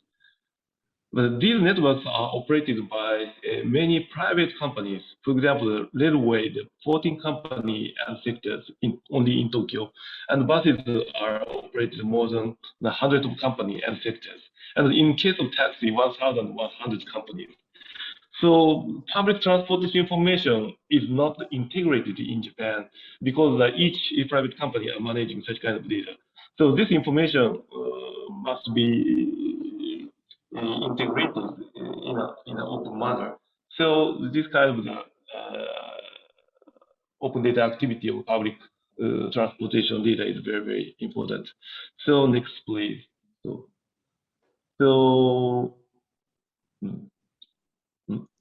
So we have established an organization of promoting open data among these public transportation companies.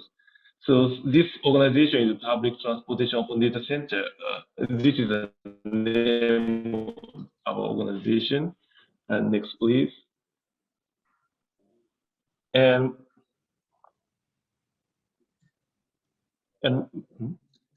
many companies, such as railway companies, bus company, and air companies, are the member of our organization, and they all provide network data and operation data of public transportation very, very openly. These data are collected and integrated in open data centers. And next, please. Yes. So this slide shows the animation of real-time operational data of railway company in Tokyo. And so next, please. The next animation shows the real-time operational data of Tokyo Metropolitan Bus and railway. These data are all opened by our Public Transportation Open Center. And the time is so limited. So I'd like to show the next example, the page 20, please. Next example is about WXBC Weather and Business Consortium. So this is a public-private partnership project of weather data.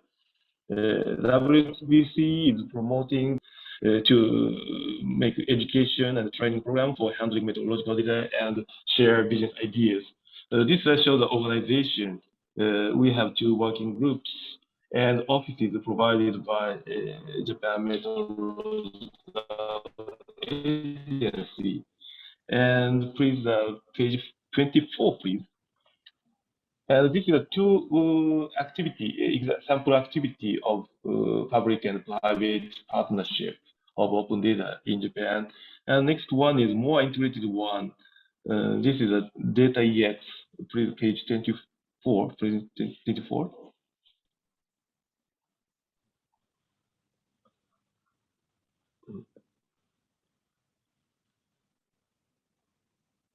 This is a data EX. This is a national data platform for cross-industry data sharing platform.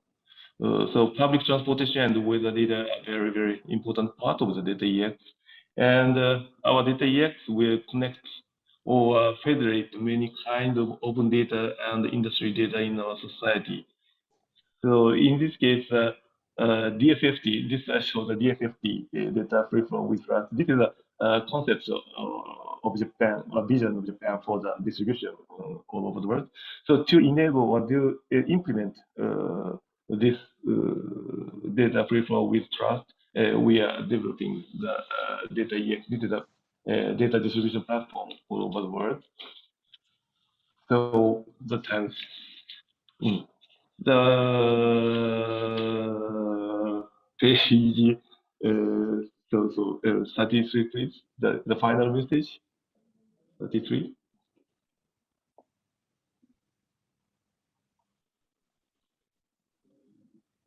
Yeah, I think the final page, page 33, is showing our agreement in Tokyo. We have agreed with Asia Open Data Partnership. So here I would like to appreciate for the cooperation previously in Tokyo this agreement of Asia Open Data Partnership, and also I'm looking forward progressing our partnership in the future, this AODP. So yeah, time is now up. So thank you very much. Thank you very much, Professor Koshisuka, for very interesting and very exciting talk about open data in Japan. Okay, so as we have a limited time, so let me move to the discussion session of our panel. So now we will have a chance to discuss with our panelists on some key issues related to open data. So let me first ask the first question to Ms. Ubaldi about the data quality issue. So how important is the data quality for open data, and what are some challenges and recommend solutions for improving data quality for open data?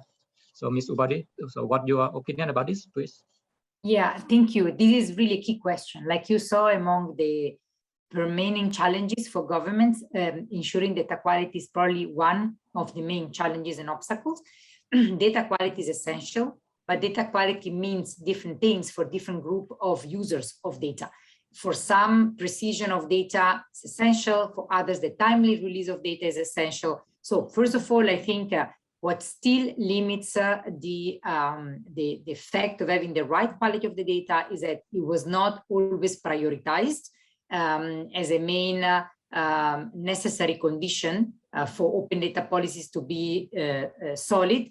Second, there hasn't been an important effort made to understand what data quality means for the different type of reusers. So some of the actions that can be taken include, first of all, collaborating with the ecosystem of data reusers to understand what data quality means for them. So the private-public collaboration that was mentioned in relation to different aspects of the conversation also applies to data quality.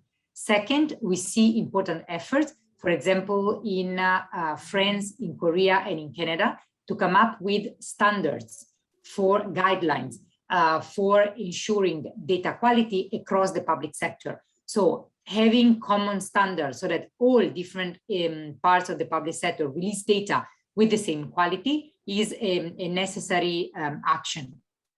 So collaboration, standards, and third, capacity building, because there's the need to raise the awareness of civil servants around the importance of securing data quality. And the idea of collaborating among different parts of the public sector and collaborating with the private sector also has an important value for increasing the quality of the data. I always like the anecdote coming from the United Kingdom. The Foreign Service Department of the United Kingdom was one of the first opening up data as open data over 10 years ago. And there was a lot of criticism from the public concerning the fact that the quality of the data was not up to the expectations. Well, the institution said, okay, work together with us to help improving the quality of the data. So I think that these different sets of actions, they are all needed to make sure that the quality of data improve. And if we acknowledge the importance of guidelines on data quality as part of the data governance, then it can be even, you know, their adoption across the public sector can even be wider. Thank you so much, Ms. Ubadi. That's very insightful comments about the standard and guideline, and also collaboration and capacity building. I think that's the key thing. Thank you so much. So let me ask the same question to Mr. Kondong about data quality issue. What are some challenges, how important it is, and what are recommended solutions for improving data quality for open data, please? Yes, I absolutely agree with Mr. Batra, but from Vietnam experience, I have another point about the bottom-up approach. That means the demands of the enterprise should drive the government efforts.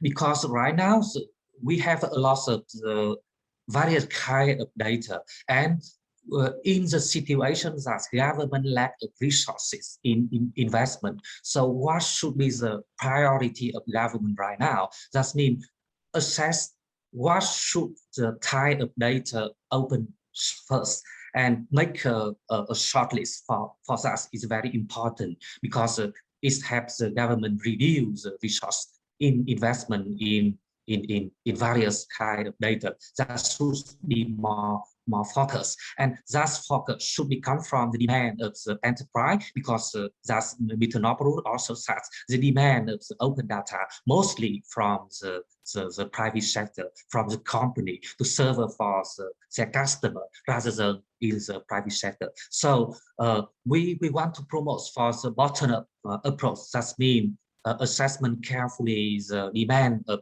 the private sector, what kind of data company needs. For example, in Vietnam, right now, we have a set of data of the weather, of the transportation. The government should focus on that first, and very strong assets before thinking about very comprehensive other kind of government data. That's my recommendation. Thank you very much, Mr. Kwondong, for the insightful comments. Yes, I think the demand from the private sector is also the key thing. Thank you very much. So let me ask the same question to Professor Kochisuka about the data quality issue, how important it is, and what are the challenges, and recommend solutions for improving data quality of open data, please. Yeah, thank you very much. I think we have 2 points of data quality. The first point is technical quality, such as data format or data semantics formats, and so on. And for example, the bitmap PDF data is not a good quality of data, but for example, the RDF or CSV are very good data of quality. I think this is not so important, because to solve this problem, we need some good software tools. But data authenticity, this is very, very serious problem. For example, in case of machine learning, reliability and authenticity of training data is very, very important. Fake data cause fatal results sometimes. So in machine learning process, we must use only actual data. So for the data authenticity, we need some mechanism. For example, using the ECL mechanism or blockchain, such kind of the data authenticity protection mechanism is necessary in the data sharing or data distribution platform. Thank you very much, Professor Kochisuka, for the insightful comments. So yes, artificial intelligence, machine learning, blockchain. Yes, I think that will require a good data. Yes, thank you very much. And because we have a limited time, let me move to the next question about government support for data reuse. Okay, so let me ask Ms. Ubaldi this question first. How to ensure that the private sector benefits from open data initiative? How to decide which data sets should be made open? I think this is one of the questions from the audience to how to decide which data sets should be made open. Please. Yeah, like Professor Quang Dong said, I think we need to take a bottom-up approach when it comes to this topic, meaning to understand how to benefit the private sector, we need to know what kind of data the private sector needs. So too often the data released, so the supply is not linked to the demand.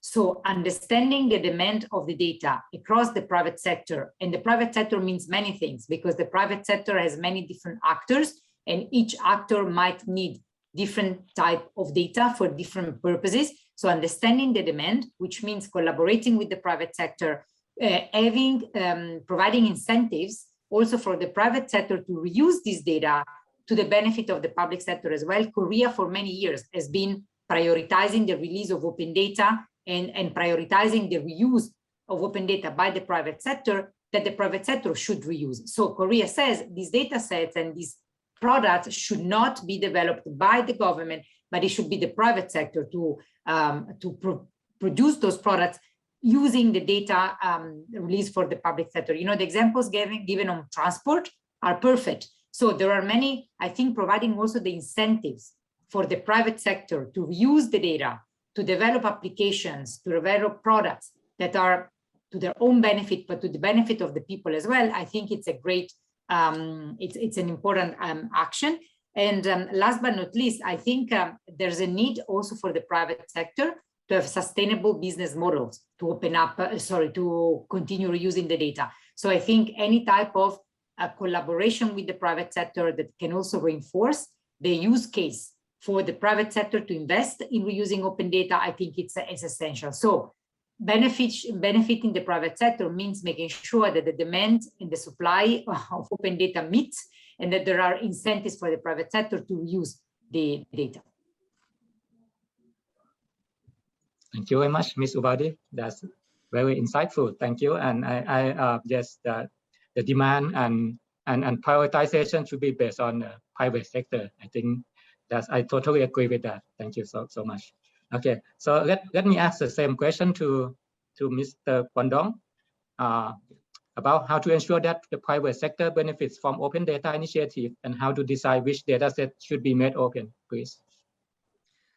Yes, I think the government should focus more on raising awareness of the private sector. And in terms of data sets that private sector can make profit from, that government should think about more private partnership mechanism. That means can mobilize some money contribution or fee collection from the private sector. But of course, there are some kind of the data that not benefits much for profitable sector. For example, the data set for response to climate change. For example, in Vietnam right now, the risk of climate change is very serious. But data can help a lot for government in planning, in response, and in helping the citizen to handling the climate change issue. So the government should invest in by public funding for that. So I think the situation will vary from country to country, but in some sectors, some kind of data set, private sector not much interested in because they cannot have a good return on that. So that is an area, that's a space for government should jump in and invest more. Thank you. Thank you very much, Mr. Quang Dong. So you mentioned about the public-private partnership and the support from the government for that. And thank you. Okay, so let me ask the same question to Professor Koshitsuka. So what is your opinion about the government support for data reuse? How to ensure that the private sector would benefit from open data, and how to decide which data sets should be made open, please? Yeah, thank you very much. My answer is, I think, very simple. How to support private public partnership in open data. The first point is to establish the cross-domain organization, because from my experience of open data in Japan, before the open data network, data cooperation, I think we need a human network is very important for the collaborating. So firstly, we must firstly establish a cross-domain organization. For example, in Japan this year, digital agency is newly established in Japan. This is only inside of the government, but this is a cross-industry organization in Japan government. And also we are establishing the DSA, Data Society Alliance, and I'm a chairman of the DSA. And in this organization, cross domain over the government and the industry and academia. This kind of cross-domain organization is essentially very important for the public-private partnership of the open data. And the second point is application development is very important. For example, in Japan, the disaster prevention is very important application. For example, disaster prevention, we need meteorological data, or water level data of rivers, or tsunami data, or typhoon data, or transportation data, or the data from the public sector, data from private sector, all unified into this application. So this kind of realistic, good, big application is very important. This will lead to the public-private partnership of the open data. So such kind of good large-scale application development of data is essentially very important. Thank you very much, Professor Koshitsuka, for mentioning about the cross-domain collaboration and also application development is a key thing. And yes, I think this would lead to our third question about collaboration across organization, across ministry, or even across nation. So I would like to ask this question first to Ms. Ubadi about how important it is about collaboration across organization or even across nation, and what are the challenges and recommend solutions for cross-organization, cross-nation collaboration on open data, please. Yes, again, it's essential because the collaboration across government and across levels of government, I think it's necessary to make sure that the availability of open data is high, remains high. Collaboration does not happen easily for often cultural reasons, because opening up the data for many organizations remains an issue concerning the idea that holding data connects to having power. So opening up data is seen as a giving away of power. Second, in many cases, there's fear of opening up data which is not of absolute quality. So there's still a lot of effort that needs to be done to create incentives for the different parts of the public sector to open up data. Denmark has been focusing a lot in having strong business cases to convince the different parts of the public sector to open up data. So showing that there was benefit that was going to be lost, but there was also, because there were not longer revenues from selling the data to the public, the private sector, or to other institutions, but there were also benefits. There were also gains that could be made out of the opening up of the data. So definitely providing incentives. Again, I go back to the idea of having sustainable business models, but also creating a culture that recognizes and praises the value of collaborations around open data. For example, in some countries, financing is given by the digital government entity to some of the actors, like in Portugal, only if their projects have a component on open data. So you want to get money for a project on digital government, which includes the provision, the production or collection of data that can be made open as open data, then I give you the funding only if you release the data as open data. So I think that also collaboration increases if there's value that is seen, if we make visible and recognize the results of collaboration, so we identify champions across the public sector, I think that's also a strong motivation for the institutions to open up. But I think, a culture that often is still very much silo-based and that associates power to data is not necessarily helping further collaborations across institutions, which is and should be a priority. Thank you so much. So the key message are giving incentive and also show the benefits of collaboration. Thank you very much. And okay, let me ask the same question to Mr. Kwangdong. So what are the challenges and recommend solutions for cross-organization or cross-nation collaboration on open data, please? Yes, of course, collaboration is very important. In Vietnam right now, we are promoting for the triangle cooperation between the government agency, between the business association and not-for-profit sector. That's been quite a comprehensive framework for development of the open data. And in terms of the international cooperation, I think it's very important because to ensure the data flow, but and balance with the need of the privacy protection. We know that particularly after the COVID response, the privacy issue is very important, and the data which are just means the flow of data is which are border, and country if acting alone cannot solve the issue of the privacy standards, privacy protection for their citizenship. So we need more international framework for us. For example, in the Asia Pacific, we should take action in the APEC framework, and as well as we need a more global framework for that to ensure that the free flow of data, but we also protect the privacy of the citizen. So thank you. Thank you very much, Mr. Kwangdong. So the key message is to provide a framework for collaboration. That's very important. Thank you. So let me ask this question to Professor Kachisuka. And what are the challenges and recommend solutions for cross-organization and cross-nation collaboration on open data, in your opinion? Thank you. Yeah, thank you very much. I think the international cross-nation data distribution of the open data, I think very, very important. And for that purpose, we must coordinate the regulation or such as the trust or privacy. Such kind of regulation among countries are very important.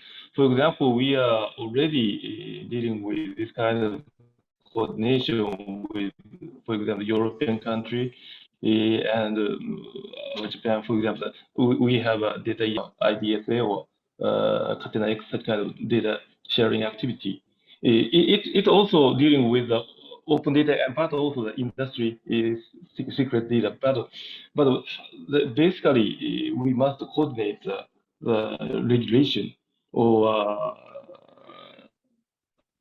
concept or trust, privacy, such kind of coordination or harmonization between country and the area is very important. We are already dealing with such kind of issue with Europe, but we must do the same things in the Asian country and the United States and all over the world. And we must establish data free flow with trust in all over the world. This is a message from Japan all over the world for the data sharing. So the such kind of coordination or harmonization is very important among countries. Thank you very much, Professor Kachisuka. It's very nice to know that Japan is also working on international collaboration on open data. That's very exciting, and I hope that this AODP summit would give us an opportunity to join with Japan in international effort on that. Okay, and thank you very much. And I think we have run out of time, and we have very interesting talks and discussion with all the three panelists. And on behalf of the AODP Summit, I would like to thank all the speakers for giving value, opinion, and comments. Very insightful. So thank you. So now I would like to return the stage to the MC, please. Thank you.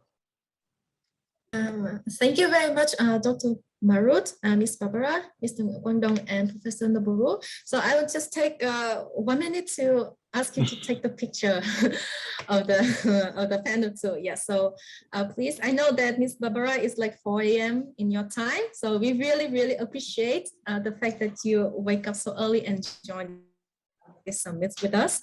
So now the technical team, please pin the panel two and help me take the picture.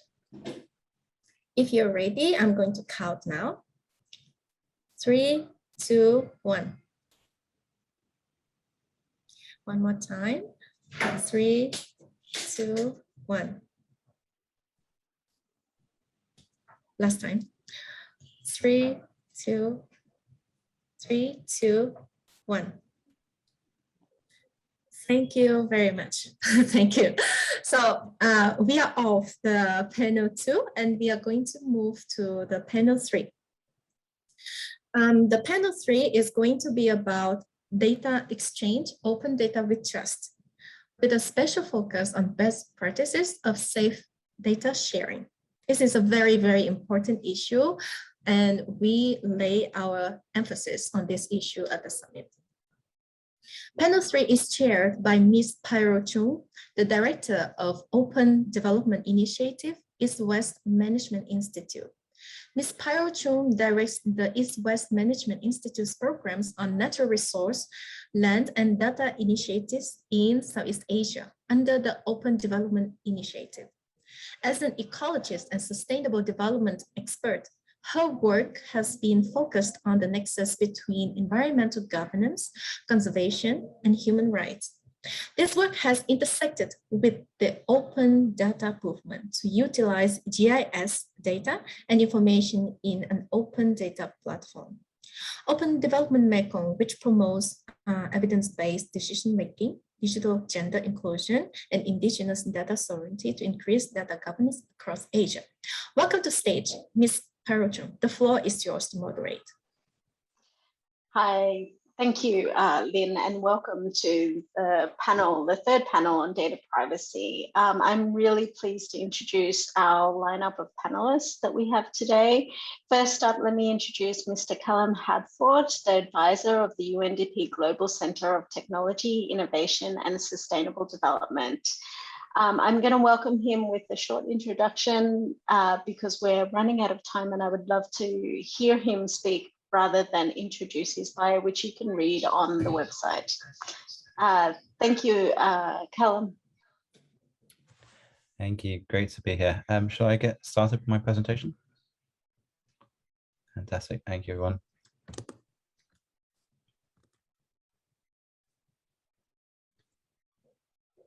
Excellent, thank you. So thank you again for inviting me. It's great to be here. So for the next 10 minutes or so, I'm going to talk through some of the elements of data governance that we've seen in our work and my work as well, that I've seen really kind of important in building trust, particularly as we look at shaping data ecosystems and also in the broader context of the digital economy. So just moving to the next slide.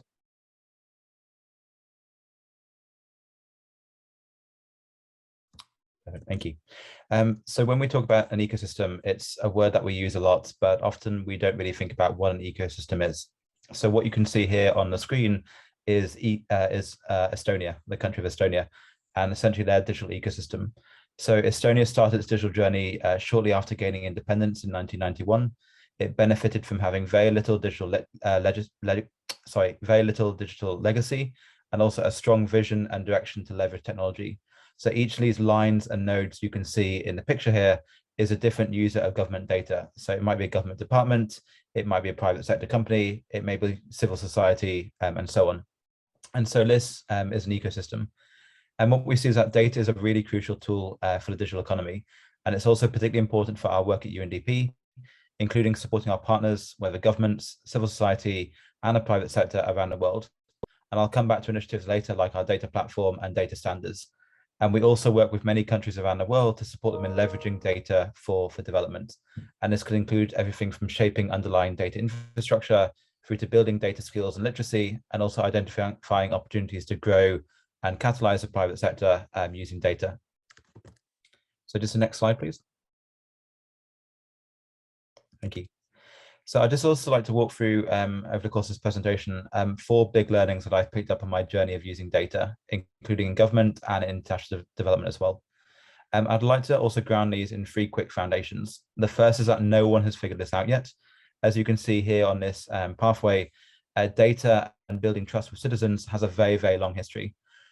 Second is the need to be future-proofed in our thinking, including in the context of changing needs, the difficulties of regulating technology, and also in the context of emerging challenges like climate change. For example, looking at the role of data and moving beyond measurements such as GDP. And finally, we need to be spending time with citizens, communities, and other stakeholders to learn what trust means. And I'll also come back to this later, as it should not be a one-way or a fleeting dialogue. So just to the next slide. Thank you. So we move to my first point. In order to build trust, we need to make data less abstract. And through this, we can then start to drive meaningful engagement with data, particularly amongst citizens. I'd just like to highlight one emerging initiative that I think is very interesting in this space. It's called DTPR, which stands for Digital Trust for Places and Routines. It's currently being piloted in a number of cities around the world. And there's another kind of global cohort of cities starting down this pathway soon. And what it is in essence is you can see here on this lamppost a number of different icons. Outer shot on the lamppost is a sensor which monitors traffic flow at this junction. And in many cities that aren't using DTPR, this sensor would not be advertised or highlighted at all. But what you can see here is that actually we've made the team here have made the sensor public. So you can see there's a blue sticker saying that there's a camera at this lamppost. There's a big B for the city of Boston who is sponsoring this sensor. And then there's a QR code. And a citizen can then scan that QR code to learn what that sensor is doing, what data it's collecting, its function in the city, and again starts to build that connection between the city and the technology, and the citizen and the technology around them in the city and in the where they're working and where they're living. So if we just go to the next slide. Thank you.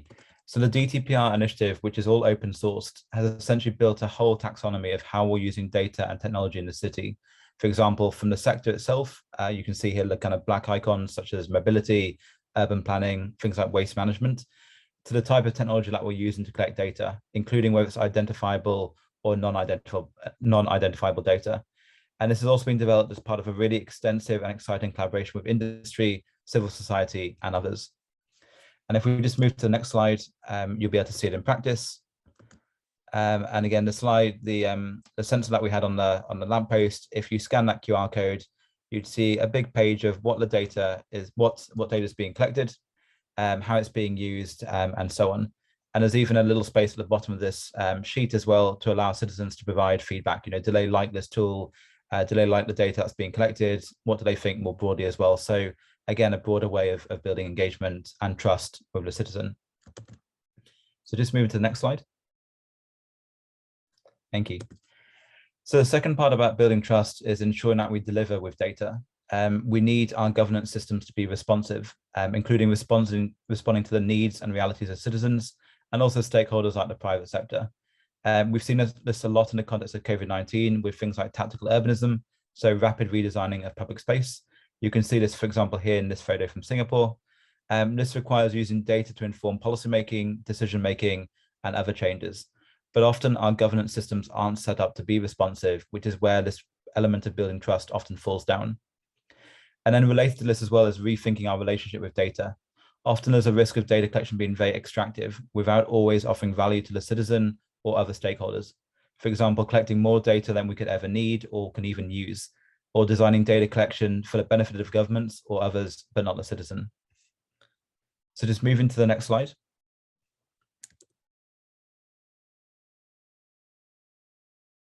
Thank you. So this also extends to data collection often being still a very, very one-way process. Again, very extractive. Feedback loops should be a really essential part of building trust, as it demonstrates why data is so valuable for improving lives and livelihoods. So you can see here one example of a positive feedback loop. Here, recognizing the value of public data increases the understanding in government of the potential of that data, which in turn then leads to an increased commitment to the further production and use of public data. And we heard some of that on the last panel as well. And these feedback loops are also important in building a data dialogue, so allowing us to iterate how we use and apply data for positive social change. They're particularly important in the context of trust, because trust is not static. It's very, very hard won, but it can be easily lost. So building this rapport and relationship in the context of data allows us to make really important progress with everyone on side. And then to the next slide. Perfect, thank you. Finally, we can never build trust if we're not founding our work on ensuring that no one is left behind. And this is particularly important and relevant in the context of data. For example, we're increasingly using mobile data to inform policymaking and decision-making. But as you can see on the maps on the left-hand side, which highlight mobile ownership across a number of countries, mobile ownership is not equal, particularly with more marginalized and vulnerable groups. So our governance systems need to recognize and tackle this, or we'll have a trust deficit at the very heart of our work. Similarly, we also need to not focus on the headlines or the aggregate data. So you can see on the right-hand side from Indonesia, this is mobile data looking at how effectively people could restrict their movement during lockdown. And we can see that actually the poorest people in society are less able to restrict their movement because they have to go out to work. They're fundamental parts of the gig economy, the informal economy, and so on. So again, really dig into the data and the detail is really, really important in building trust, relationships, and engagement with citizens and others. And then just the next slide. Thank you.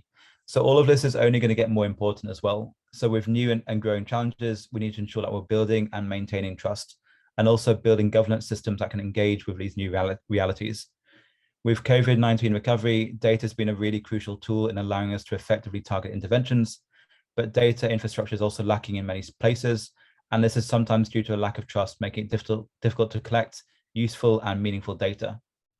We also see that digital data and tech are really crucial tools in fighting climate change and also in driving human development around the world. And so we need data for decision-making, policy-making, and developing and delivering products and services to improve lives and livelihoods. And a lot of data is no longer being constrained by borders either, from cloud development to cross-border data exchange. And these areas are growing fast and will require building new forms of trust as well. As I mentioned with the example of Estonia earlier, the country has also replicated some of its data infrastructure in neighboring Finland, allowing cross-border data exchange for things like tax collection and other elements as well. And finally, we're seeing new types of technology and new types of data, both of which require new ways of working, new skills, new processes, and so on. The image you can see on the right-hand side here is from our UNDP India team, who are using satellite imagery and AI to monitor and tackle illegal emissions from brick kilns across the country. And then just to my final slide. Thank you.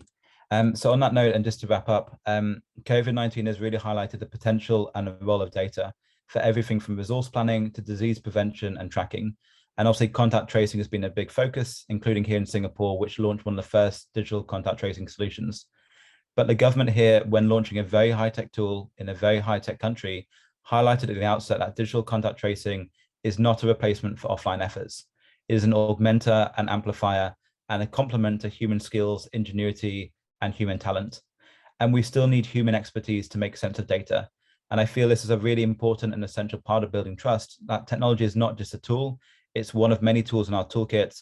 It's very important in improving and possibly changing lives and livelihoods, but we need to be very cognizant in terms of building trust that it's not just about using technology, it's very much the kind of human angle and the human story behind it as well. So thank you all for your time and very much looking forward to the discussion.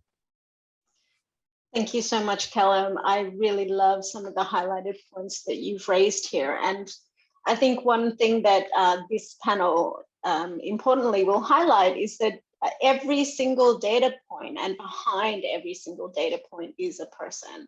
And I think that's what we really need to realize. And thank you for highlighting that.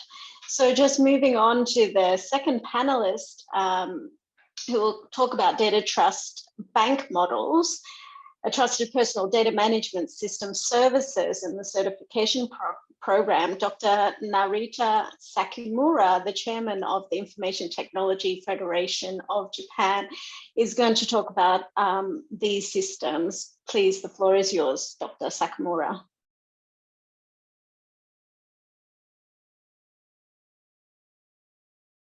You are on mute, I think. We cannot hear you. Can you hear me? Yes, we can hear you. Okay, now. good. All right. Thank you very much for the kind introduction and giving me this opportunity to speak about TPDMS, also known as Personal Data Trust Bank. Next slide, please. It's often said that data is the bedrock of the digital economy. Purely in financial terms, by 2025, the data economy of some economy will count up to 5% of GDP. This is huge, but we will also face a problem before achieving it when the data is about individuals.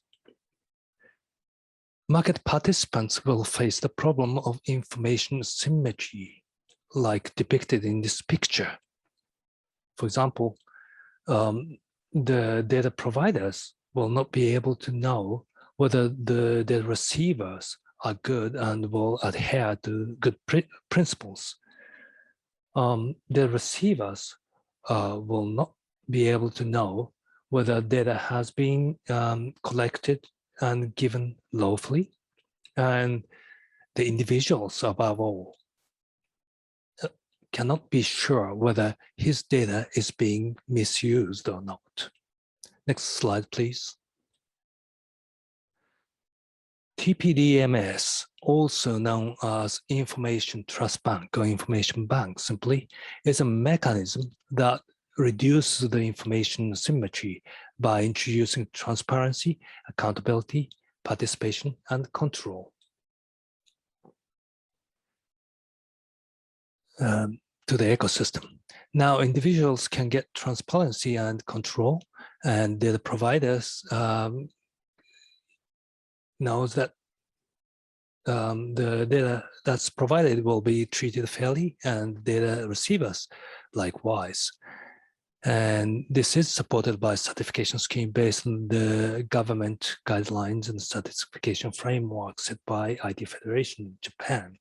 And one of the notable feature of this certification scheme is the introduction of something called Data Ethics Board, which is a multi-stakeholder forum, composed of data and information systems engineers, security experts, lawyers, data ethics specialists, consumer representatives, and privacy specialists. And the board reviews whether the data collection method is fair and proper, and whether purpose and the utilization or processing of data is fair and fairly communicated, and the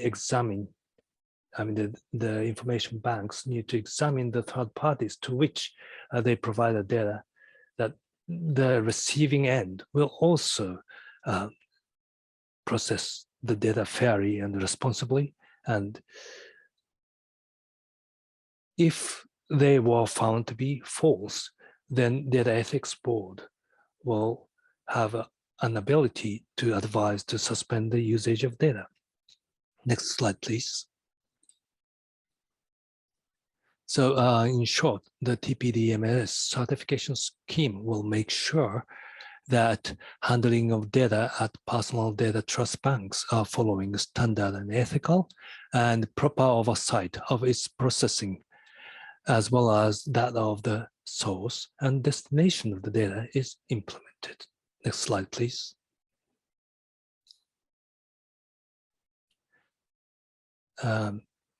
Next slide, please. Yes. The target of this scheme is personal data. It doesn't deal with the purely statistical or completely anonymized data. But as long as the data is linked to living individuals, they are subject to this scheme. Next slide, please.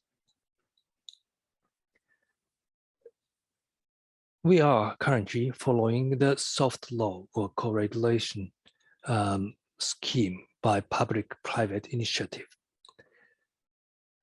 There are a couple laws which we base the entire system. One is Basic Act on Advancement of Utilizing Public and Private Sector Data, which was enacted in December 2016. It promotes appropriate utilization of personal data by multi-stakeholder and the participation of individuals. Now, this participation of individuals is really important point.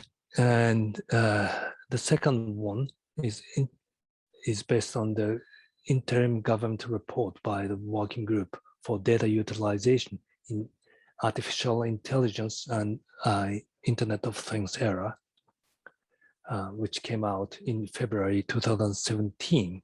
And it stated the Personal Data Trust Bank as an effective framework to promote personal data utilization and the participation of individuals. Then we have a couple of reports. I'm not going to dig into the details because you can read them and they don't have too much time.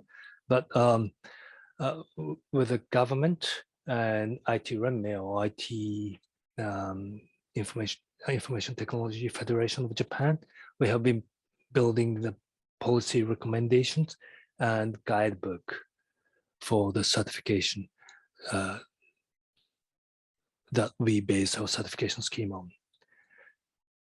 We currently have two kinds of certifications. One is peace certification, and the other is the full certification.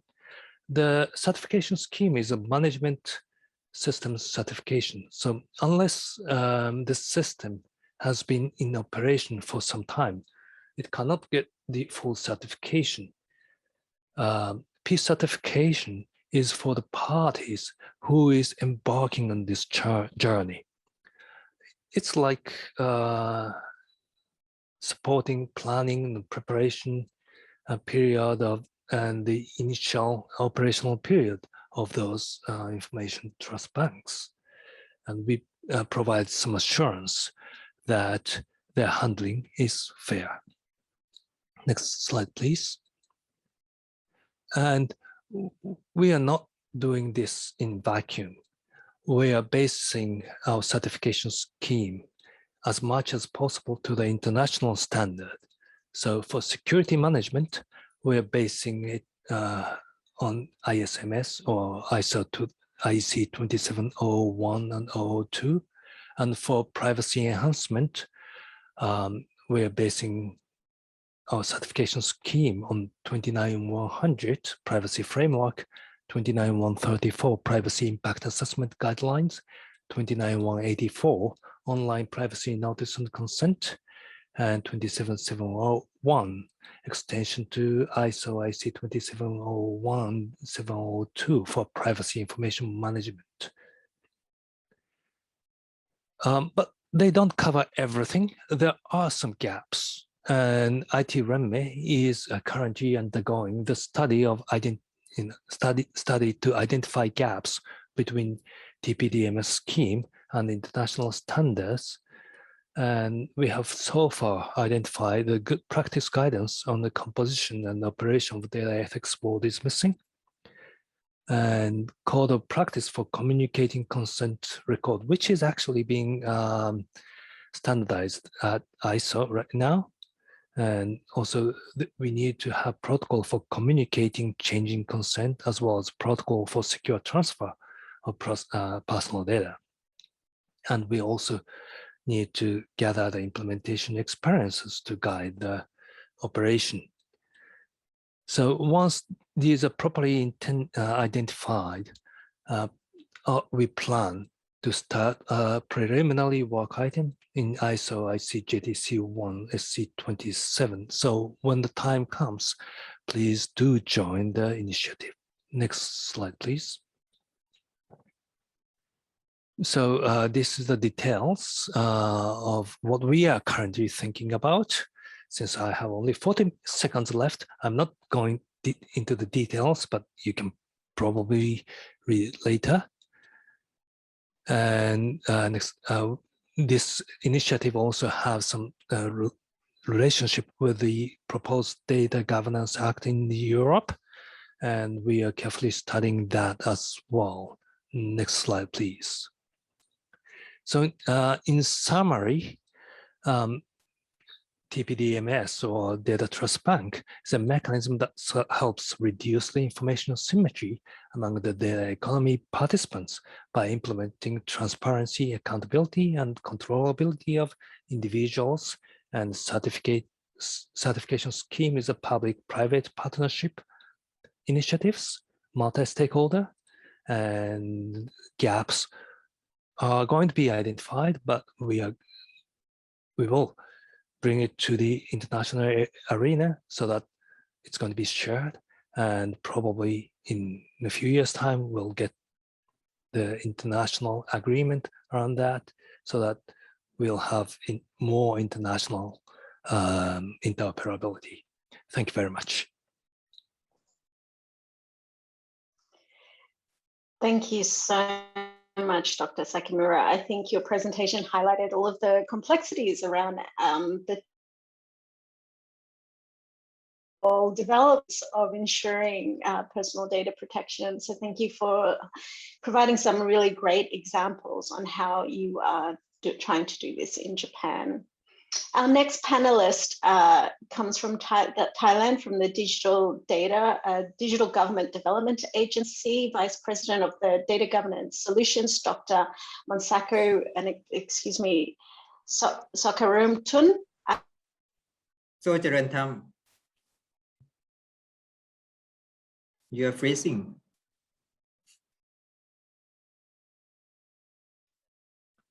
Oop, she dropped off. Yes. Did I? You're back. Hello, Yes. am I back? Yeah, you're back. Yes. Okay. Oh, sorry about that. Welcome to the stage, and I look forward to hearing your presentation on how the DGA is managing personal data protection. All right.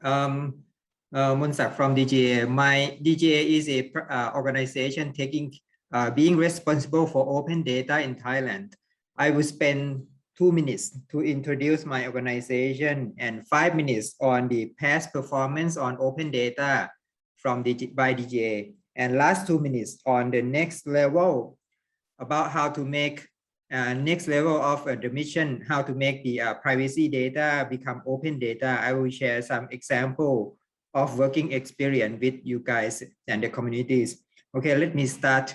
Oh, by the way, I'm also the Chief Data Officer of DGA and also the DPO, Data Protection Officer. So I'm working on the privacy data as well. It's part of my experience. Okay, next slide, please. Here is the big picture, the big direction of DGA. We are government agencies leading on digital governments. You can see 5 layers on the left-hand side. It's from the fundamental, from the digitization, data digitization, and the upper level. The final level is the optimized. It's about the AI data processing, meaning that in the future we are aiming for to have a AI digital government that take care of the citizen proactively. We are thinking about the every individual citizen will have an AI agent working with their personal data and talking directly to the government AIs from several or many departments, automatically finding the best services, best welfare, and best solution for the citizen in the future. So this is what we are aiming to, the final step, the fifth step.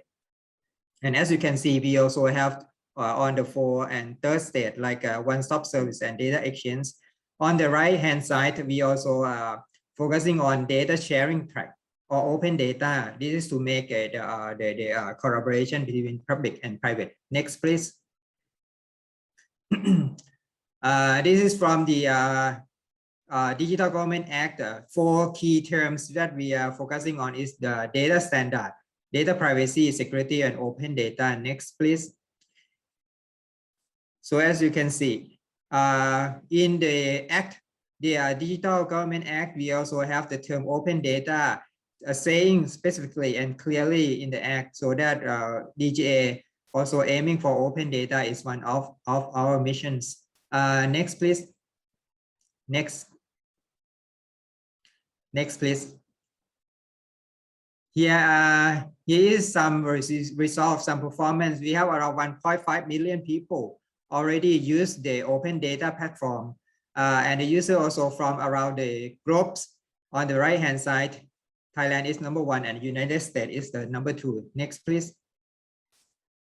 Next is we have around 1,000 user accounts. The government agency account for open data. They are uploading and keep updating the open data. Next, please.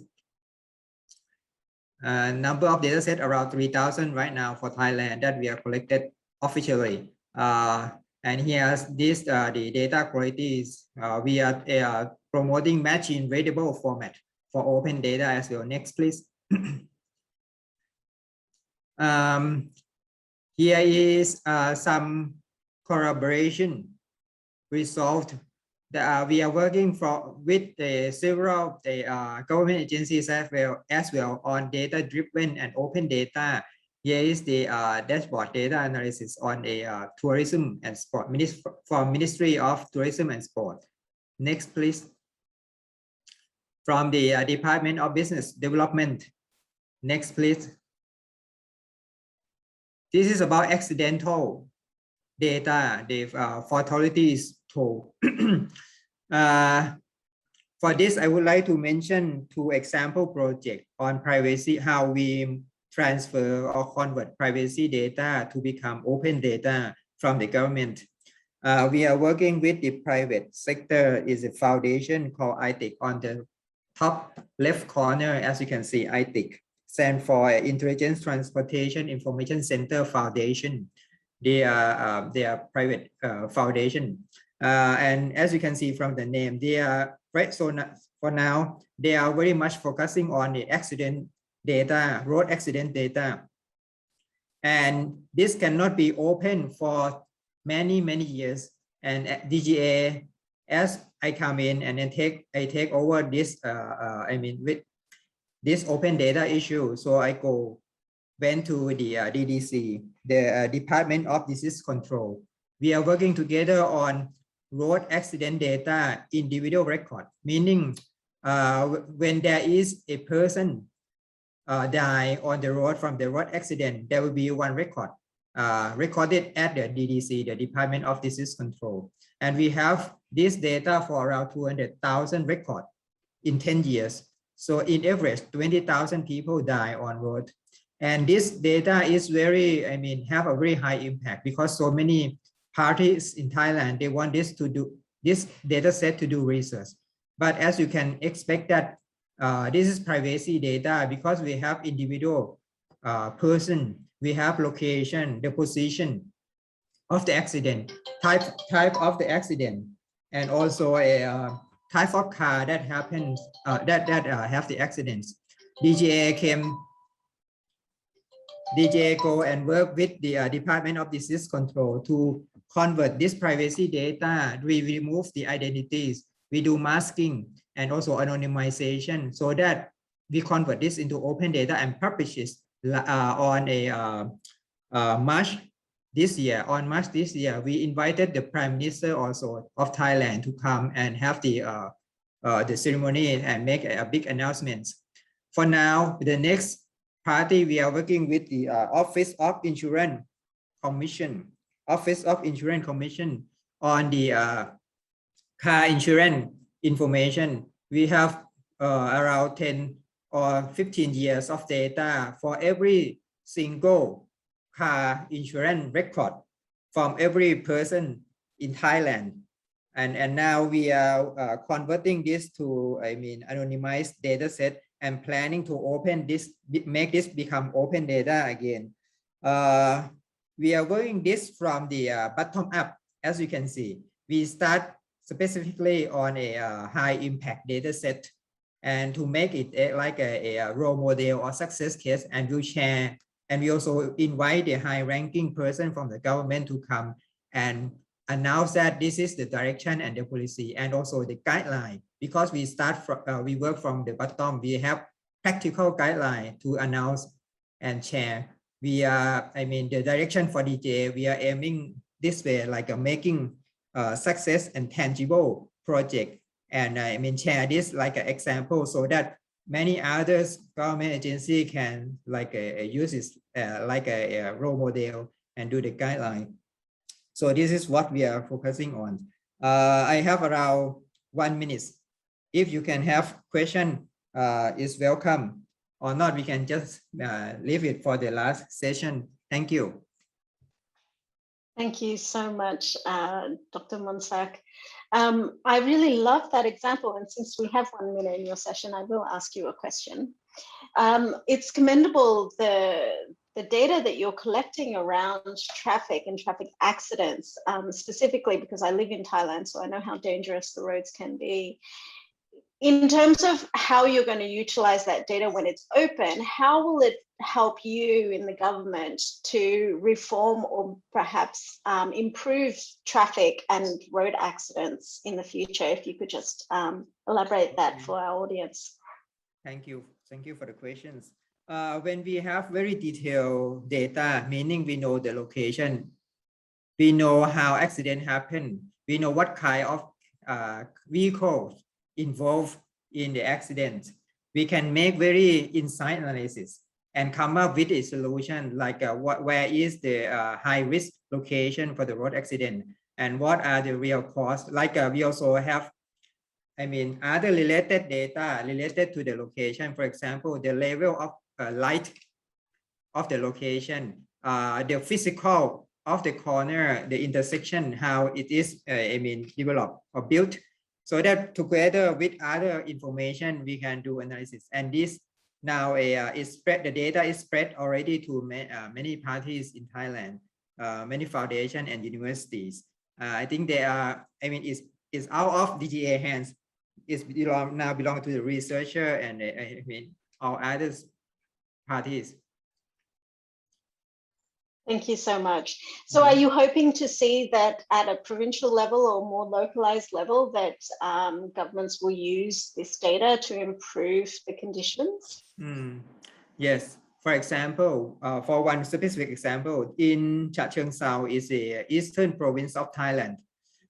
We have a big private companies, car companies, and so many of its employees die on road accident. And after they have our data set, the road accident data set, they can do more, insight analysis and working with the local municipalities to, solve the data based on the data driven and using this like a, evidence, is evidence-based solving. Fantastic. Thank you so much for that. I have a very general question to ask our panelists. We talk about opening up data, and one of the main principles of open data is open data by default. By design. By design, by default, yeah. Yes. Open discussion. Yes. Yes, you are. Ensure data privacy in open data initiatives in this context. Can I address the question to Callum and give him the floor for a moment? Thank you. So I think I dropped out for a moment, or your connection might have dropped. The question is the role of privacy in open data by design or by default. Is that right? Cool, perfect. Thank you. So I think from our side, and having spent a bit of time in government as well, it's often very scary for governments to open themselves up, not because often they're hiding things, but because it's almost the antithesis of how government works. It's usually very insular, it's very closed, so it takes quite a big step to then go beyond and start sharing data and similar. But when we work with governments around the world, often we're trying to work in that kind of culture. So how do we build an understanding that openness is fundamentally a good thing? And then linked to that as well is that often a lot of the data we can share does not need to be is not sensitive data. There's a very, very small amount often of data that is sensitive and so on that cannot be shared. So often we're working with governments to try to explain what is and is not sensitive and what can and cannot be shared. I think then more broadly, we're learning to look at the kind of protections in place across the broader ecosystem. So the two presenters as well did a fantastic job in their presentations around this in terms of what are kind of structures and protections in place. That might be regulation, it might be policy, it might be guidelines. And then on the technical side as well, how are we ensuring that data cannot be linked? How are we ensuring that data minimization is happening, anonymization is working effectively as well? But I think we try to start with the premise that actually a lot of data can be out there and shared without much risk, if at all. So I think that's usually a very, very powerful driver. and then working a lot of time with governments to highlight that actually openness is a very important tool to becoming a better and more effective institution as well. Thank you, Callum. Dr. Nata Sakimura, I wanted to ask you, because you come from a very technical perspective on anonymizing data and data protection. Oh, she's frozen again. Oh, I'm sorry, my connection is very bad. So what was your question again? From your perspective, what is the most crucial component in ensuring data privacy from your very technical? Yeah, so data privacy can't be achieved in one shot. There's no silver bullet. It takes whole team and the management system, so to speak. So you can't just do it by technical means. But at the same time, you could employ a lot of technical means to, for example, help data being stored securely, or make sure that the access is controlled properly. For data minimization, proper access control is integral. Also, for somebody to get access to his own data, online, right? Authentication and authorization or identity proofing is critical. So for something like that, as well as the transfer of data, technology does help. Also, we do have some new stuff like differential privacies, which will actually reduce the need to store the raw data and things like that. So, there are lots of things happening, but I reiterate, the technology alone can't solve the problem. We have to look at everything holistically. Thank you for emphasizing that point. And I think Callum also emphasized that technology is evolving. And so we also need to evolve with that technology. Dr. Monsac, do you have... You're phrasing again. Open design and how? Every time I speak, I freeze. Sorry. I don't hear the whole questions. Okay, let me share. Let me share my thought on the data, open data by design, and also the practical approach to deal with privacy data and open data. All right. Okay. Privacy by design. We are doing this. We're leading by example, as I already told you already. And we also working on the official, the document side, meaning that we are developing example of the open data policy, privacy open data policies, so that the organization can use it like a template and do the classification in the document. Is this about data classification and saying what data field could be open at what level of access. This is from the official approach. Also, we are working, the DGA is working with the office of I will call it like an organization that do evaluation on government agencies, the performance of government agencies on open data as well. We are having indicators for them to follow, and we also inspect them together with that organization, between DGA and that organization. DGA is the technical arm. We are designing the technical indicators and also guideline example how to make a good open data, like what is machine readable format, and what is anonymization, for example, something like this. And for 2 consecutive years already, we are doing this evaluation, and this is the 3rd year. We keep improving the indicators, make it more clear, make it easier to understand, and improve the score. For example, this year we are adding the beneficiary and the benefit of using open data. We are trying to push more on data driven on the government organization, not just make them open, but also try to drive them to use the data also. This is what we are aiming for. So this is, I think, for Thailand, this is open data by design and from the policy level. Thank you. Thank you so much. I typed the next question into the chat just in case I freeze again. But all of the presenters mentioned how data anonymization and aggregation of data is really important for data privacy. I wanted to hear your opinions on how do you anonymize and aggregate personal data that ensures that individuals are not conglomerated into generic profiles that disenfranchise marginalized demographics of society. Why don't we start with you, Callum? Thank you. And you came across perfectly that time, so thank you. So I think from my side, I think we've covered a lot around the kind of technical foundations, but for a lot of the kind of work we do, I think the three broader points. The first is to actually make sure we're collecting these kind of data points. A lot of the time, particularly when we talk about gender, other marginalized groups, we're not being even able to disaggregate the data because we don't collect that data in the first place. So, you know, other places to capture securely, safely, and with privacy at the center, the data that we actually need to kind of build this kind of more nuanced understanding of the population. The second kind of link to that as well is we talk a lot about big data, but we also need to remember about things like lean data and thick data as well. You know, the kind of, as you mentioned earlier, Doctor, you know, the kind of the lives and the data points and the stories behind each of those kind of nodes and data elements. And I think often that's forgotten about, particularly when we're trying to build that kind of more nuanced understanding. The third area is something that I personally struggle with quite a bit.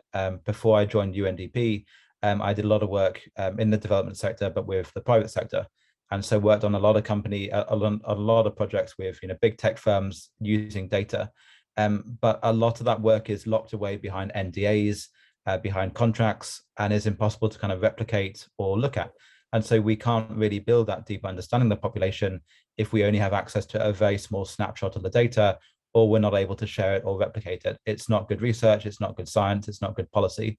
And so I think fundamentally there's a bigger challenge there in terms of how do we, particularly when we look at so much around, you know, things like smart cities, digital public services, where the private sector plays a really fundamental role in that, we also need to be ensuring that we're getting access or visibility or accountability of that data to make sure that we're not leaving anyone behind either. And for me, I haven't found anywhere that's really cracked that element, but I think it's something that we really need to be thinking about and talking about a lot more as well. Thank you, Dr. Sakamura. Your thoughts on this? All right. So in our initiatives, we have, as I have explained earlier, created something called Data Ethics Board. I mean, it's a board which oversees how data are collected and processed, and they maintain that the data is handled fairly to or ethically to all type of individuals. Oftentimes the developers get into the stereotype of understanding.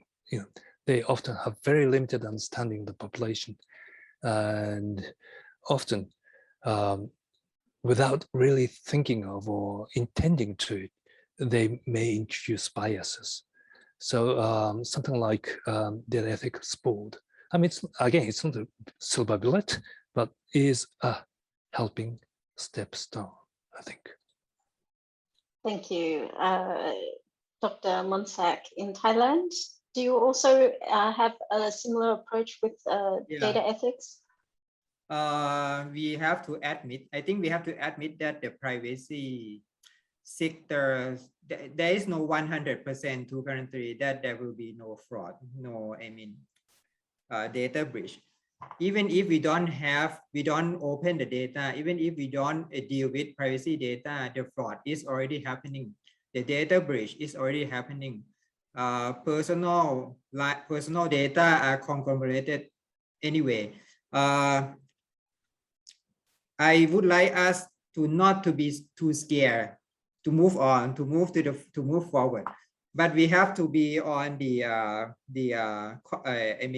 of the thought that we have to doing the scale, which side has more benefits for us between open the data and not open and not gain any benefit because we are too scared on the privacy broken. The level of open, it depends on the level of data utilization, the benefit that you expected from that data set. So the level of details of the data is very significant, it's very important. We are not only removing the identities, we also consider the proper level of data resolution. For example, if you want to know the address, home address of a person, we don't just, open the home address. We do the generalization, reduce the level of the detail, or even date of birth. We don't just directly open the date of birth, but we reduce just the year of birth, something like this, so that we can do the analysis of age of people that are risk to COVID, risk to accident, or risk to any other things. I think it's about doing the scaling, also the GDPR and even PDPA in Thailand.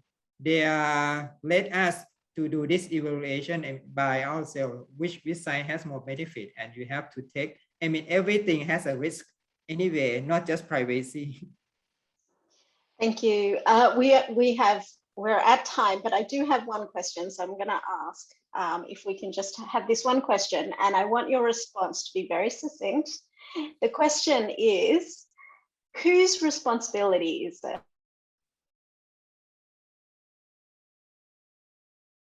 Responsibility for what?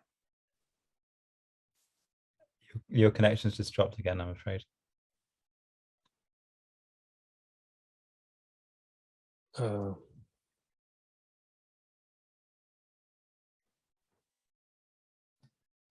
She's coming back soon. Yeah, so very sorry for this, but because we have like different points for speakers for today, so sometimes the connection can drop. Yeah. I hope that she will be back very soon. I think she means who is responsible for the data privacy break. I think this is a good question, but I think also the society have to answer. Is this the law, the regulation, GDPR in Europe and PDPA in Thailand? And people, data controller who collected the personal data have to follow the minimum requirement of the regulation. Anyway, you have to do data minimization, meaning collect only the necessary data, not too much data, something like this. I think this is one way of mechanism, one of the mechanism. Thank you very much, Dr. Monsak. Sorry that I'm taking up this moderator role. So thank you very much for your comments. So how about Callum? What is your comment on this issue? So whose responsibility is that in case there are privacy break or whose responsibility is that?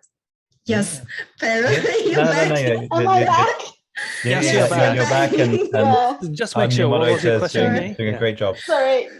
Thank you, Lynn. What is your question? So where does the responsibility lie? Who's ultimately responsible for data privacy out of all of the stakeholders?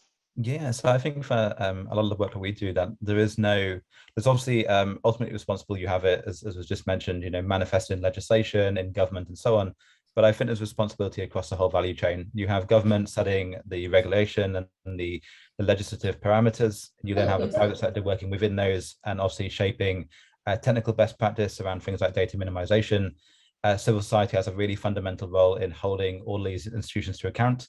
And then at the very last mile as well, we see that citizens also often very responsible for their own privacy, cybersecurity, and so on, and obviously building skills within that population from government, from the private sector, and others. So I think where we see it in the digital economy is that there's many different facets of privacy, and so that kind of responsibility is disseminated across the economy. But I think fundamentally, obviously, government is driving this. It has the kind of accountability, it has the enforcement power, and so there's obviously a really central actor as well. Thank you so much, Callum. Would you agree with that, Dr. Sakamura? Yes. It takes a whole village. Much more succinct than me, yes, exactly. Yeah. And with that, I guess. No, I hand it over back to Lynn. Apologies for the tech issues. No. Thank you. Please, the panelists and the moderator stays there. We are going to take a picture of the panel 3. So the other technical team, please be ready to get picture. I'm going to count down. 3, 2, 1. Cheese. Okay, one more time. 3, 2, 1. Cheese. Okay, thank you so much once again, especially Callum, because you are like from London and you wake up at like 3 a.m. to join this panel. And also thank you so much, Mr. Nasakumura, that you managed to join this event with us, and Dr. Monsak. It has been a very successful and very exciting panel. So and now, thank you to our moderator as well. Thank you. Thank you so much. Thank you very much. Yeah. With the panel 3, finally, we can take a release breath, because the panel 3 is the last panel of the morning section. We are coming to an end soon. Now, let me invite to the stage Mr. Nguyễn Minh Hồng, Chairman of the Vietnam Digital Communication Association, to deliver the closing remarks. Mr. Nguyễn Minh Hồng, the floor is yours. Xin cảm ơn. Kính thưa toàn thể các quý vị đại biểu. Như vậy là phiên buổi sáng hội nghị của chúng ta đã thành công tốt đẹp. Thay mặt ban tổ chức, cho phép tôi một lần nữa trân trọng cảm ơn toàn thể các quý vị đã tham dự hội nghị đối tác dữ liệu mở châu Á AODP 2021 ngày hôm nay. Cảm ơn các chia sẻ kinh nghiệm quý báu về phát triển dữ liệu mở từ các tổ chức quốc tế, các nước bạn trong khu vực. Chúng tôi nhất định sẽ tiếp thu các ý tưởng về thúc đẩy hệ sinh thái dữ liệu quốc gia, ngành công nghiệp dịch vụ dữ liệu và thị trường dữ liệu, cũng như các khung khổ pháp lý phù hợp để đảm bảo dữ liệu được chia sẻ và kết nối an toàn, củng cố niềm tin. Cảm ơn các bộ ngành, các cơ quan tổ chức đã tham gia phối hợp hỗ trợ các tổ chức hội nghị. Trân trọng cảm ơn các diễn giả, các chuyên gia đã tham gia xây dựng và chuẩn bị nội dung cho hội thảo chuyên đề. Cảm ơn các nhà tài trợ chương trình là Tập đoàn Công nghiệp Viễn thông Quân đội Viettel và Tập đoàn Bưu chính Viễn thông Việt Nam VNPT. Cảm ơn các đơn vị bảo trợ truyền thông, tạp chí điện tử Viettimes, tạp chí thông tin và truyền thông Vietnamnet và ICT News, cũng như các cơ quan thông tấn báo chí khác đã đồng hành giúp tuyên truyền cho chương trình và các hoạt động của hội. Tôi cũng rất là hoan nghênh Viện Nghiên cứu Chính sách Phát triển Truyền thông IPS cũng như Trung tâm Đào tạo CRC thuộc Hội Truyền thông số Việt Nam đã phối hợp cùng với các đơn vị, các cơ quan thực hiện tốt nhiệm vụ được phân công. Thay mặt ban tổ chức, tôi xin tuyên bố kết thúc phiên buổi sáng Hội nghị đối tác dữ liệu mở châu Á AODP Summit 2021. Hẹn gặp lại quý vị tại phiên buổi chiều với 2 hội thảo song song về công nghệ y tế và công nghệ giáo dục. Đặc biệt, phiên buổi chiều, ngoài phần đối thoại chính sách chuyên môn cho dữ liệu giáo dục và dữ liệu y tế, sẽ có phiên trưng bày sản phẩm EdTech và HealthTech của các doanh nghiệp trong nước và khu vực. Kính mong quý vị dành thời gian tham dự. Kính chúc các vị lãnh đạo cùng toàn thể quý vị, các bạn sức khỏe, hạnh phúc và thành công. Xin trân trọng cảm ơn.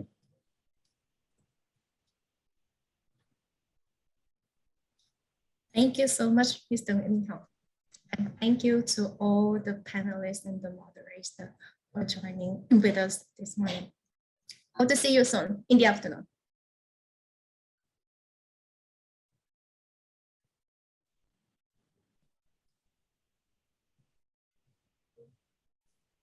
Chạy đi không?